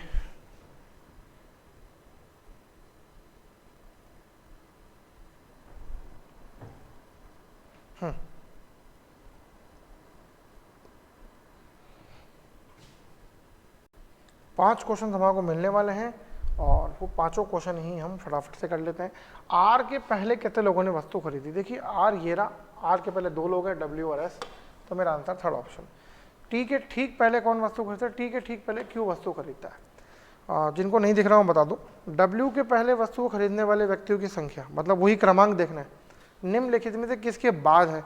तो भैया W का रैंक ऊपर से दूसरा है, तो इधर से दूसरा रैंक किसका है? T का है, तो मेरा आंसर होगा T, यानी फर्स्ट ऑप्शन। नेक्स्ट 89, W के संदर्भ में कौन सी बात सही है? तो W के पहले कोई व्यक्ति वस्तु नहीं खरीदता है, झूठ है ये बात तो, क्योंकि W के पहले S व्यक्ति खरीदता है। S के पहले W खरीदता है, गलत है। S के बाद में W खरीदता है, W के पहले S खरीदता है। हाँ सही चल रही है मैडम बैटरी? दो उसको मेरी तरफ घुमाऊँ, फिर आप यहीं रुको अभी, क्योंकि वीडियो बीच में नहीं आना चाहिए। तो आपने चेंज नहीं करी थी क्या बैटरी? मैं दोनों चेंज करा करो, कोई बात नहीं। 2 persons by item between W and Q। अब देखिए W और Q के बीच में 2 आदमी खरीदते हैं, ये बिल्कुल सही है, पर मैं इसको भी सही नहीं करूंगा, मैं इसको एग्जाम में मार्क नहीं करूंगा, क्योंकि कई बार क्या होता है 2, 3, 4 स्टेटमेंट सही चले जाते हैं, ऑप्शन आता है कि भैया ये भी सही है, ये भी सही है, ये भी सही है, कोई भी सही आ सकता है। क्लियर है? नेक्स्ट, R और W के बीच में एक व्यक्ति वस्तु खरीदता है, R और W के बीच में कोई व्यक्ति वस्तु नहीं खरीदता, तो ये चौथा भी हो गया गलत, और पांचवा कोई सत्य नहीं है तो झूठ है, क्योंकि तीसरा वाला सत्य है। मैं एग्जाम में थर्ड ऑप्शन मार्क करूंगा। वही दी गई व्यवस्था लिखा गया, मतलब ऑड वन आउट, T और P। देखिए T और P के बीच में एक का अंतर है, V और Q के बीच में एक का अंतर है, P और W के बीच में एक का अंतर है, Q और T के बीच में कोई अंतर नहीं है, S और R के बीच में एक का अंतर है। तो मेरा आंसर होगा Q और T, जिनके बीच में कोई भी अंतर नहीं है। तो 86 से 90 मैं टिक कर देता हूँ। अब मेरा नंबर आएगा 96 से 100 वाले क्वेश्चन से। तो 96 से 100, जी 96 से 100। साथियों एक और puzzle, 9 persons A, B, C, D, E, F, G, H are sitting around circular table but not necessarily in the same order. All of them are facing towards the center. 9 व्यक्ति A, B, C, D, E, F, G, H, I, G, H, I नहीं है, J है, I खा गया बीच में, एक वृत्ताकार मेज के इर्द गिर्द बैठे हैं, परंतु आवश्यक नहीं है इसी क्रम में, उनमें सभी का मुख केंद्र की ओर है। तो साथियों पहले नेम ऑल और सीट ऑल, जो लोग शुरू से मेरे से पढ़ते आ रहे हैं वो जानते हैं कि मैं सर्किल वाली पजल सर्किल में नहीं बैठाता हूँ, मैं सर्किल वाली पजल भी एक लाइन में बैठाता हूँ। तो पहले नेम ऑल और सीट ऑल कर लेते हैं, फिर मैं आपको ये वापस समझा देता हूँ। आपके लिए मैंने दोबारा यहाँ कॉपी कर रखा है जगह के अनुसार। तो A, B, C, D, E, F, G, H और I नहीं है, J है। तो 9 व्यक्तियों के लिए आप जानते हैं डॉट बनाने होंगे 10, 1, 2, 3, 4, 5, 6, 7, 8, 9 और ये 10 डॉट। 10 की जब 10 में लाइनें खींच दूंगा तो हम जानते हैं 9 ब्लॉक, 9 सीटें सामने आएगी। नंबर दे देता हूँ, ये नंबर आपको एग्जाम में नहीं देना होता है, आप और मैं आपस में वार्तालाप डायलॉग कर पाएँ, इसलिए बातचीत कर पाएँ, इसलिए मैं आपको समझा पाऊँ कौन से नंबर पे क्या आ रहा है, इसलिए बनाया जा रहा है। ठीक है, तो 4 डायग्राम हमेशा साथ लेके चलते हैं, फर्स्ट, सेकंड, थर्ड और ये फोर्थ डायग्राम। चलिए अब 1 बाय 1 नेम ऑल हो गया, सीट ऑल हो गया, 1 बाय 1 चलना है। चूंकि सबके सब सेंटर की ओर मान रहे हैं, हम मान लेते हैं ये सेंटर है। तो अब देखिए, जो आपका राइट यानी दायां होगा वो इनका भी राइट यानी दायां होगा, जो आपका लेफ्ट और बायां होगा इनका भी लेफ्ट और बायां ही होगा। पर ध्यान रखना, 1 नंबर और 9 नंबर, 1 नंबर और 9 नंबर दोनों के दोनों नज़दीक पड़ोसी हैं। हाँ, क्योंकि ये सर्किल है, क्योंकि ये सर्किल है, ठीक है, स्ट्रेट लाइन नहीं है, स्ट्रेट लाइन में गड्ढा होता है। और सर्किल होने के साथ एक विशेष बात क्या आएगी कि फर्स्ट पर्सन को कहीं पर भी बैठा सकते हो, एक आदमी आपकी मर्जी से कहीं भी बैठा सकते हो, जो भी बोलेगा, कोई भी जो आपकी इच्छा हो। तो बी के दाएं दूसरे स्थान पर ए बैठा है, मैंने मान लिया कि बी भैया 5 नंबर पर बैठा है, तो बी का दायां दूसरा सेकंड राइट कौन सा नंबर हुआ बताएं मुझे, फर्स्ट हुआ 6, सेकंड हुआ 7। तो ये मैंने बी को बैठाया और ए को बैठाया, और ये बी और ए कैंसिल क्यों, क्योंकि अभी तक एक ही डायग्राम है, उस डायग्राम में बैठा दिया। ए के बाएं चौथे स्थान पर एफ बैठा है, अब देखिए ए का left, first, second, third, fourth, ये एफ आ गया, मैं एफ को यहाँ से कैंसिल कर देता हूँ। नेक्स्ट, जी का निकटतम पड़ोसी है, क्या लिखा है, जी एक निकटतम पड़ोसी है जे का। तो जी और जे आपस में पड़ोसी हैं, जी और जे ऐसे भी हो सकते हैं और जी और जे ऐसे भी हो सकते हैं। कौन किसके लेफ्ट है कौन किसके राइट है मुझे नहीं मालूम, और ना तो मुझे यहाँ जे दिख रहा है ना मुझे यहाँ पर जी दिख रहा है। एक बात पक्की है, दोनों बिल्कुल चिपक करके बैठे हैं।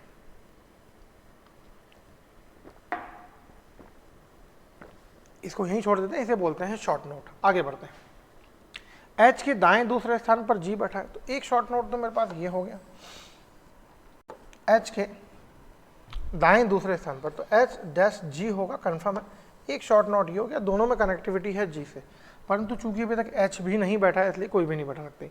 ई के बाएं दूसरे स्थान पर डी बैठा है, ये लीजिए कि ई बैठाया और बाएं दूसरे स्थान पर डी बैठा दिया। ना तो डी बैठा है भैया ना ई बैठा, कुछ बैठा ही नहीं तो मैं बैठाऊँ कैसे। पर शॉर्ट नोट इसलिए क्योंकि मुझे बार बार क्वेश्चन ना पढ़ना पड़े। ई ए का एक निकटतम पड़ोसी है, अब ये हुई ना कोई बात। अब फर्स्ट ऑफ ऑल मैं इसके 2 डायग्राम कर देता हूँ एज इट इज कॉपी। अब लिखा है कि ई ए का एक पड़ोसी नहीं है, ई ए का एक पड़ोसी नहीं है। अब भैया इसका मतलब ये हुआ दोनों डायग्राम में ई यहाँ तो नहीं आ सकता, बल्कि इनफैक्ट एक ही डायग्राम है क्योंकि दोनों सेम है।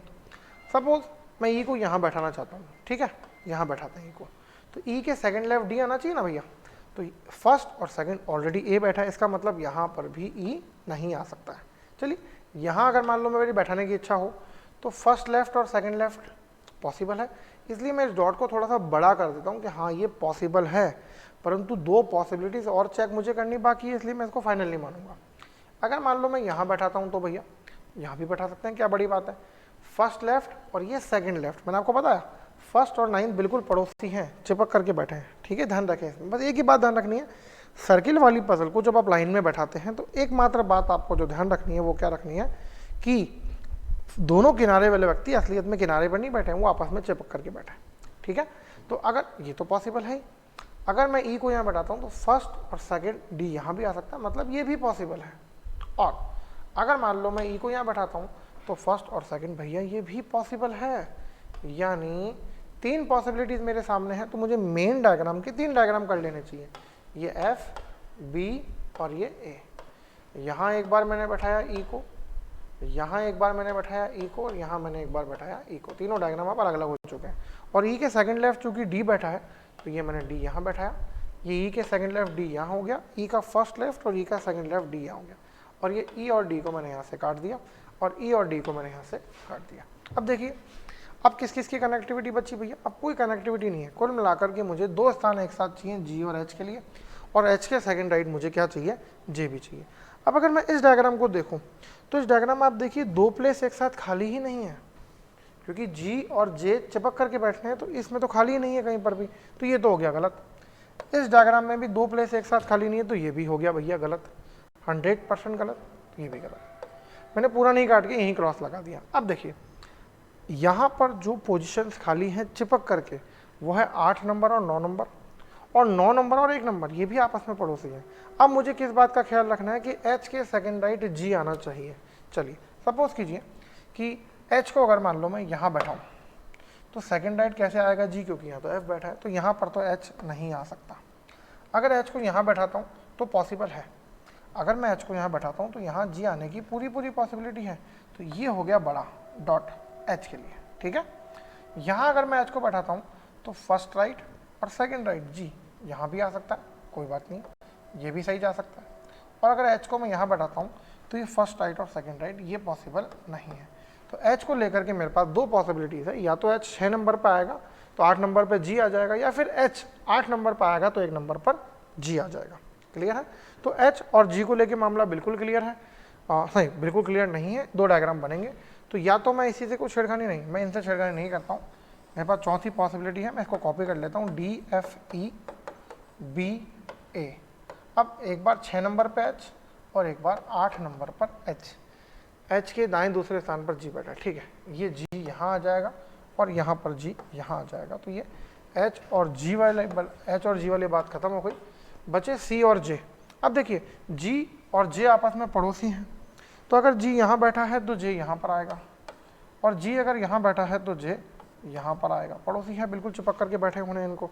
बचा सी, ये हो गया सी यहाँ पर। साथियों दो डायग्राम बन रहे हैं और दोनों के दोनों डायग्राम अभी तक बिल्कुल सही हैं। हम एक बार चेक कर लेते हैं। मैं आपको पहले भी पढ़ा चुका हूँ कि कई बार एग्जामिनर क्या करता है, मल्टीपल डायग्राम्स वाले क्वेश्चन देता है। मल्टीपल डायग्राम में पॉसिबिलिटी भी आ सकती है, या फिर पहली चीज़ पॉसिबिलिटी आ सकती है कि दोनों के दोनों सही हो, और जो ऑप्शंस हो वो पॉसिबिलिटी बेस्ड हो, या तो ये या फिर वो वाले, या फिर और क्या पॉसिबल है। और दूसरी पॉसिबिलिटी है कि हम क्या कर सकते हैं कि जब हम क्वेश्चन सॉल्व करेंगे तो उसमें से एक डायग्राम कट जाएगा, जो मैंने आपको प्रीवियस वीडियो में भी समझाया था। लेट मी चेक वंस कि सबको सही है कि नहीं। बी के देखिए, बी के दाएं दूसरे स्थान पर ए बैठा है, बिल्कुल बैठा है दोनों डायग्राम में। ए के फोर्थ लेफ्ट एफ बैठा है, 1 2 3 4 1 2 3 4। सी और एफ के बीच में दो आदमी हैं। हाँ, हमने ये लाइन तो कहीं लिखी नहीं ना, सी और एफ के बीच में दो आदमी हैं जी, इसको तो हम उड़ा गए। तो ये देखिए सी और एफ के बीच में दो आदमी हैं, इससे ये कट गया, क्योंकि यहाँ तो सी और एफ के बीच में एक ही आदमी है और यहाँ सी और एफ के बीच में दो आदमी है। तो फाइनली ये डायग्राम सही हो गया। और चेक कर लेते हैं। जी का निकटतम पड़ोसी जे है, बिल्कुल है। एच के दाएं दूसरे स्थान पर जी है, बिल्कुल है। ई के सेकंड लेफ्ट डी है, बिल्कुल है।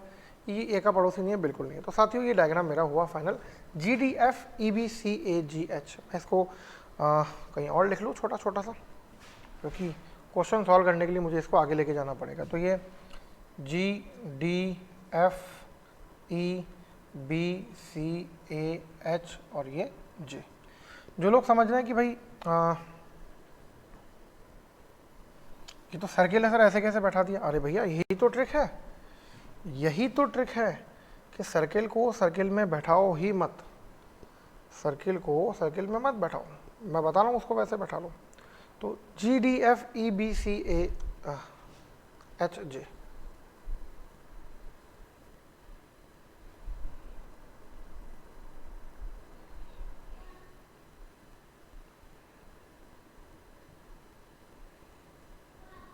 अब इस पर आधारित हमें क्वेश्चंस करने हैं। अब आपकी इच्छा है तो आप सर्किल बना लीजिए, ये लीजिए 9 डॉट बना लीजिए, 1 2 3 4 5 6 7 8 और ये 9। पहला जी है, जी के राइट में डी है, डी के एफ, एफ के ई, ई के बी, बी के सी, ए एच और ये जी देख लीजिए सब कुछ सेम है, दोनों डायग्राम में आप वीडियो पॉज कर लीजिए, जितना चेक करना उतना चेक कर लीजिए, वही लेफ्ट राइट है।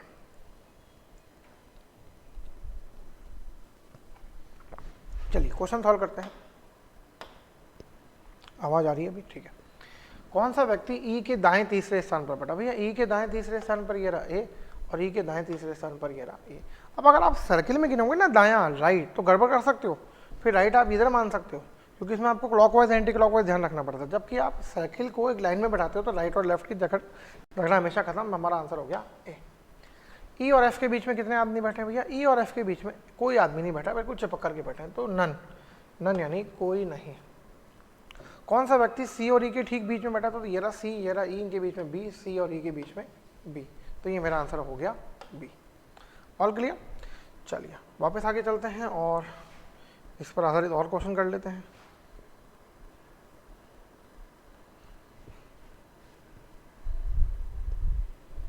दो क्वेश्चंस और हैं इस पर आधारित।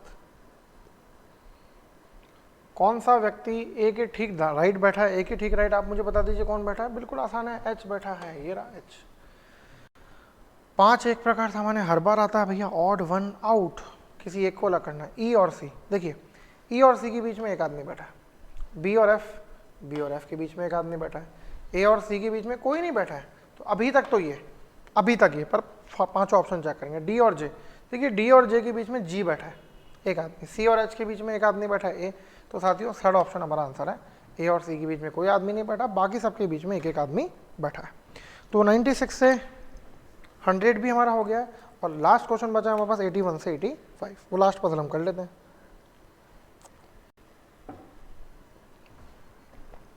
(81) से 85,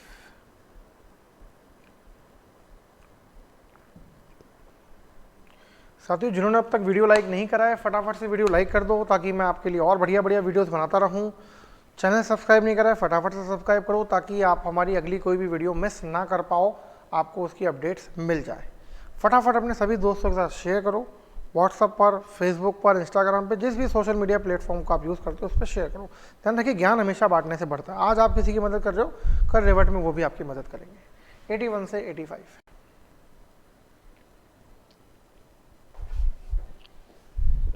अब देखिए इसका इंट्रोडक्शन पैराग्राफ, ये इसका इंट्रोडक्शन पैराग्राफ है, इतना, ठीक है, सबसे बड़ा, इसलिए हम इसको लास्ट में कर रहे हैं। मैं आपको बता चुका हूँ, कई बार स्टूडेंट क्या करता है, भिड़ते ही अपना ईगो कि नहीं भाई मैं बड़ा, सबसे बड़ा मैं, सबसे बेहतरीन मैं, सबसे पहले बड़ी पजल करूँगा। अरे मेरे बाप, वो बड़ी पजल करने में 20 मिनट तो बड़ी पजल में लग जाते हैं। कर भी ली तो 5 ही नंबर आए, कर भी ली तो 5 ही नंबर आए, बजाय इसके जो हमने स्ट्रेटजी फॉलो करी, 2 इंडिविजुअल क्वेश्चन से, 5 स्लॉक से, 5 इनइक्वालिटी थी, 12 क्वेश्चन तो हम यही कर सकते थे, और ये 20 मिनट में क्या 5-7 मिनट में हो जाते हैं। उसके बाद में जितनी पजल आप कर पाओ, रैंकिंग पजल हुई, डायरेक्शन हुई, तो 20, 22, 25 क्वेश्चन तक स्कोर कर सकते हैं। और अगर पहले ये लेके बैठ गए तो फिर कुछ नहीं कह सकते। तो 6 टीचर्स हैं, 3 महीने अप्रैल, जनवरी, अप्रैल, जुलाई, अलग डेट से 25-28 को सेमिनार में भाग लेते हैं। अलग अलग उनके विषय हैं, भौतिकी यानी फिजिक्स, अर्थशास्त्र, इकोनॉमिक्स, हिस्ट्री, केमिस्ट्री, बायोलॉजी और ज्योग्राफी, परंतु आवश्यक नहीं इसी क्रम में। अब ये तो हुआ इंट्रोडक्टरी पैराग्राफ। इंट्रोडक्टरी पैराग्राफ का जो हिंट वाला पैराग्राफ है वो बड़ा है, तो एक बार आप इसका स्क्रीनशॉट ले लीजिए, किसी और मोबाइल में सेव कर लीजिए, दोनों मोबाइल एक साथ चलाइए।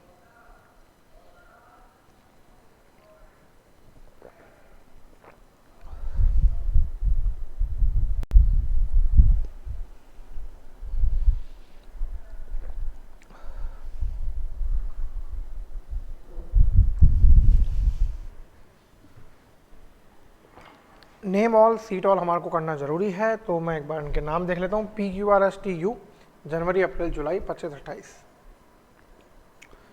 साथियों इंग्लिश वालों को मैं समय मतलब हटाना पड़ेगा क्योंकि जगह हमारे पास कम है। तो देखिए 3 महीने हमारे पास में है, जनवरी, अप्रैल और जुलाई। इनकी 2-2 डेट्स हमारे पास में है, 25 और 28, 25 और 28, 25 और 28, ये डेट्स हमारे पास में इनकी अवेलेबल है। और इसी के साथ में ये हमने कर दिया इसको पूरा। साथियों ध्यान रखें, जनवरी में 31 दिन होते हैं, अप्रैल में 30 दिन होते हैं और जुलाई में फिर 31 दिन होते हैं, क्योंकि दिनों पर आधारित हमें हिंट देगा ही देगा। 4 डायग्राम मैं बना लेता हूँ, जरूरत पड़ने पर 5वां भी बनाया जा सकता है, ध्यान रखें। अब नेम ऑल अभी तक पूरा हुआ नहीं है। नेम ऑल में क्या था भैया, PQRSTU और फिजिक्स, इकोनॉमिक्स, हिस्ट्री, अच्छा भौतिकी, अर्थशास्त्र, इतिहास। तो PQRSTU नेम ऑल में अब इनके सब्जेक्ट भी आएंगे, भौतिकी, अर्थशास्त्र और इतिहास। मैं जनरली हिंदी में करना प्रेफर करता हूँ, क्योंकि फिर हिंदी इंग्लिश दोनों, मतलब नाम लिख लिए इंग्लिश में और ये लिख लिए हिंदी में, बिल्कुल इजी रहता है। फिर रसायन, जीव, भूगोल, तो ये रसायन विज्ञान, ये जीव विज्ञान, पहले उन्होंने जीव विज्ञान लिया होगा, फिर जीव विज्ञान ने इनका जीव ले लिया होगा, और ये भूगोल। तो ये मैंने सब कुछ नेम ऑल कर लिया। अब मुझे केवल हिंट पे जाना है। देखिए, टी उस महीने में भाग लेता है, यार मुझे तो इसको इसी में देखना पड़ेगा भाई, दिखता ही नहीं है। कौन सा क्वेश्चन है ये, 81 से 85। चलिए साहब, टी उस महीने में सेमिनार में भाग लेता है जिसमें केवल 30 दिन हैं, जिसमें केवल 30 दिन है। अब भैया 30 दिन किस में, 30 दिन अप्रैल वाले में है, जनवरी और जुलाई में तो 31 दिन होते हैं। और टी तथा भूगोल के बीच में एक व्यक्ति सेमिनार लेता है, बहुत अच्छी बात है। तो देखें टी, अब टी को मैं 25 अप्रैल भी मान सकता हूँ, 28 अप्रैल भी मान सकता हूँ। टी को मैं एक बार मानूंगा 25 अप्रैल और एक बार मानूंगा 28 अप्रैल, हमेशा की तरह सेकंड डायग्राम खाली छोड़ूंगा ये में, ताकि मैं इसको डुप्लीकेट बना पाऊँ। अब टी को मैं यहाँ से कैंसिल कर देता हूँ। टी और भूगोल के बीच में एक सेमिनार है, इतिहास और भूगोल के बीच में 3 सेमिनार है। भैया टी और भूगोल के बीच में एक, अब ये एक ऊपर भी जा सकता है और एक नीचे भी आ सकता है। अगर मैं ऊपर जाऊँ तो भी जगह खाली है, नीचे आऊँ तो भी जगह खाली है, तो तुरंत मैंने इसके 2 डायग्राम कर दिए। मैंने बताया ना आपको कि सेकंड डायग्राम खाली इसलिए छोड़ते हैं ताकि फर्स्ट की हम कॉपी बना सकें। तो अगर ऊपर छोड़ें तो भूगोल आ जाएगा यहाँ पर, और नीचे छोड़े तो भूगोल आ जाएगा यहाँ पर, ठीक है। इस डायग्राम के भी 2 कर लेते हैं।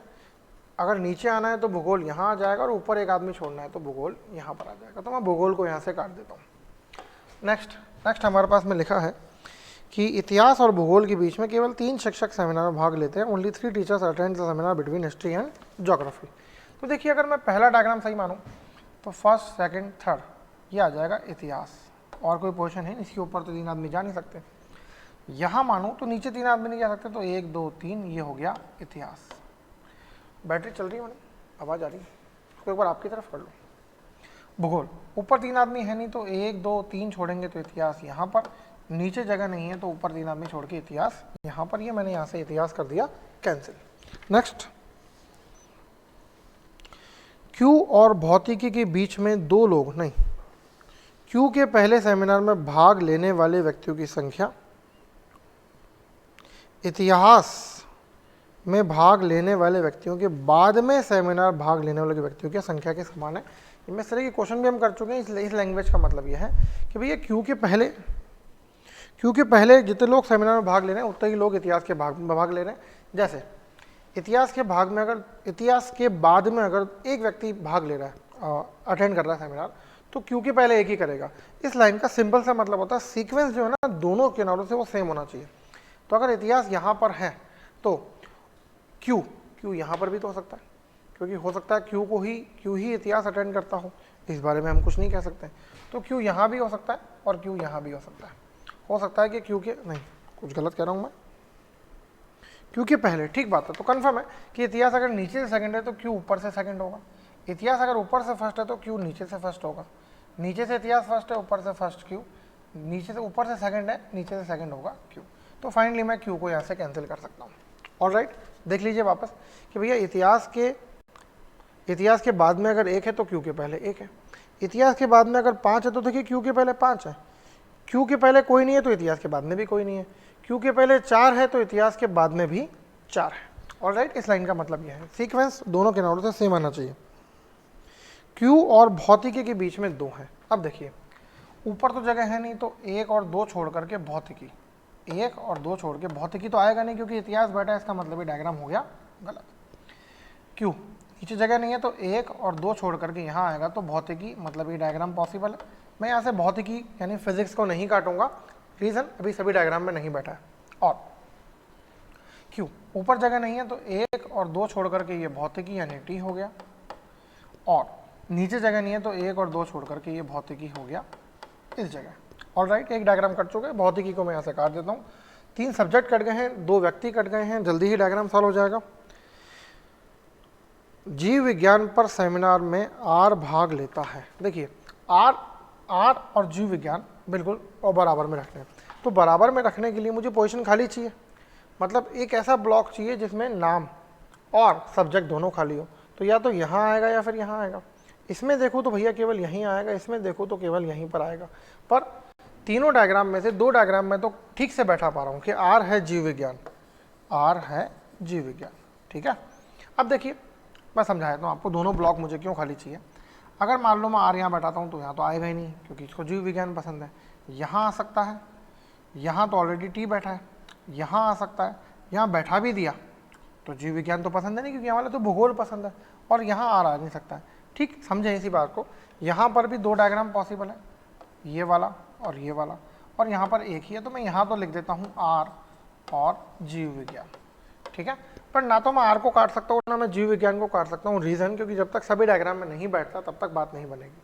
कोई बात नहीं, हम इसका शॉर्ट नोट बना लेते हैं, नेक्स्ट लाइन पढ़ेंगे। हो सकता है नेक्स्ट लाइन में कोई ना कोई हमें हिंट मिले।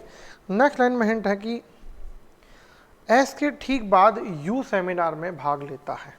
एस के ठीक बाद यू सेमिनार में भाग लेता है, ठीक है। एस अभी तक आया नहीं है, यू अभी तक आया नहीं, तो इसका भी शॉर्ट नोट ही बनेगा। एस के ठीक बाद में यू भाग लेता है। तो चूँकि अभी मैं आर को नहीं बैठा पा रहा हूँ तो मैं नहीं बैठाऊंगा, लेकिन एक डायग्राम में तो मैं आर को बैठा चुका हूँ।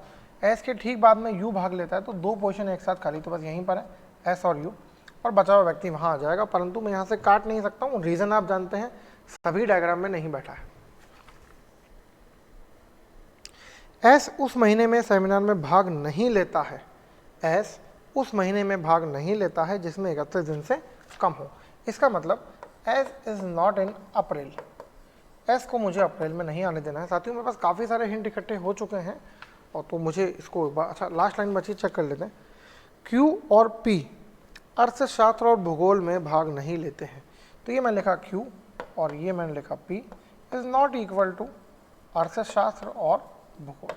तो साथियों मेरे पास में जो हिंट है वो हैं आर जीव विज्ञान, और एस के ठीक नीचे यू, और एस अप्रैल में नहीं आना चाहिए, ठीक है।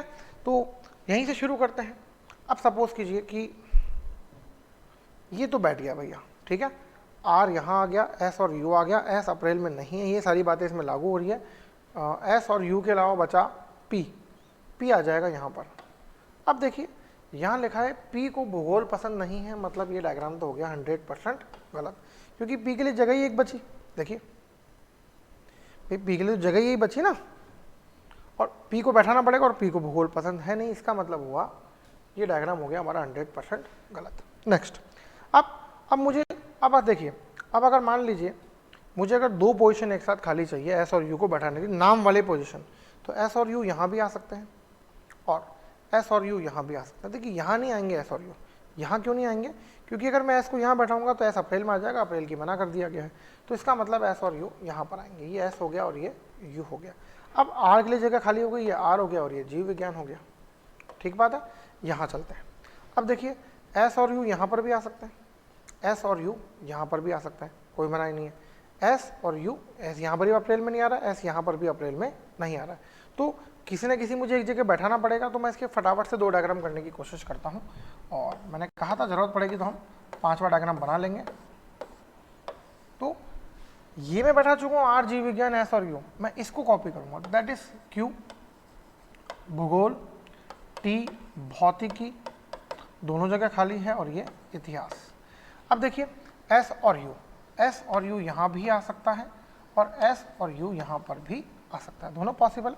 और अगर ये पोजीशन पर जी तो आर और जीव विज्ञान यहीं पर आएंगे, आर और जीव विज्ञान यहीं पर आएंगे। तो फाइनली जीव विज्ञान, आर, एस और यू, तो बचा कौन, पी। तीनों डायग्राम में जो जगह है वो पी की होगी, ये पी और ये भी पी। अब देखिए पी को मेरे को ये मैं काट देता हूँ, ये मैं काट देता हूँ, एस अप्रैल में नहीं आ रहा है। पी को लेके स्पष्ट हिंट है, ना तो क्यू ना पी, दोनों के पास भूगोल और अर्थशास्त्र नहीं है। तो देखिए यहाँ तो पी के पास भूगोल आ गया, मतलब ये गलत। यहाँ पी के पास भूगोल नहीं आया है, यहाँ पी के पास भूगोल आया, ये भी गलत। तो ये डायग्राम हो गया बिल्कुल सही। अब क्यू को अर्थशास्त्र पसंद नहीं है, तो बचा कौन सा सब्जेक्ट? रसायन विज्ञान जी। तो क्यू को पसंद होगा रसायन विज्ञान, और अर्थशास्त्र जो बचेगा वो पसंद होगा किसको? बचे हुए व्यक्ति को, यानी यू को। ये हो गया अर्थशास्त्र। तो साथियों ये मेरा का पूरा डायग्राम बिल्कुल सही है और एक्यूरेट जाएगा। QSUTRP रसायन, भूगोल, अर्थशास्त्र, भौतिकी, जीव विज्ञान और इतिहास। इसको मैं एक बार फेयर लिख लेता हूँ क्योंकि क्वेश्चन सॉल्व करते समय मुझे इसकी जरूरत पड़ेगी। तो जनवरी 25 और 28, अप्रैल 25 और 28, जुलाई 25 और जुलाई 28। तो नाम है इनके QSU। आप एग्ज़ाम में इसको दोबारा ना लिखें, आप उसी से काम चलाएं क्योंकि एग्ज़ाम में समय नहीं होता है और एग्ज़ाम में आपको किसी को और को एलोबरेट नहीं करना, समझाना नहीं है। मुझे तो आपको समझाना है, इसलिए मैं इसको दोबारा लिख रहा हूँ। रसायन, अब मैं यहाँ इसकी इंग्लिश भी लिख देता हूँ। रसायन मतलब केमिस्ट्री। भूगोल, भूगोल यानी जियोग्राफी। अर्थशास्त्र यानी इकोनॉमिक्स। भौतिकी यानी फिजिक्स। देखिए फिजिक्स को कभी भी शॉर्ट में लिखे तो पी मत लिखना, वरना कंफ्यूज हो जाओगी कि पी फॉर फिजिक्स है या पी फॉर वो व्यक्ति है जिसका नाम पी है। जीव विज्ञान यानी बायोलॉजी होता है और इतिहास यानी हिस्ट्री होता है।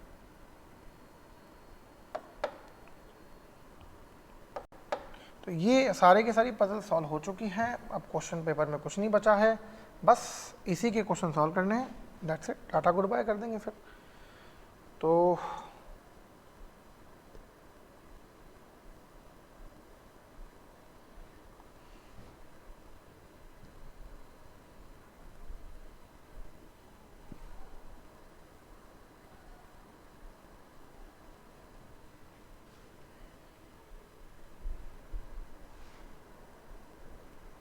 साथियों अब आपको बहुत आसानी से दिख रहा होगा ये, और चलिए फटाफट से क्वेश्चन सॉल्व कर लेते हैं। निम्नलिखित में से कौन सा शिक्षक 25 अप्रैल को सेमिनार में गया? तो भैया तब 25 अप्रैल को गया यू, तो ये यू, फटाफट आंसर आ गया।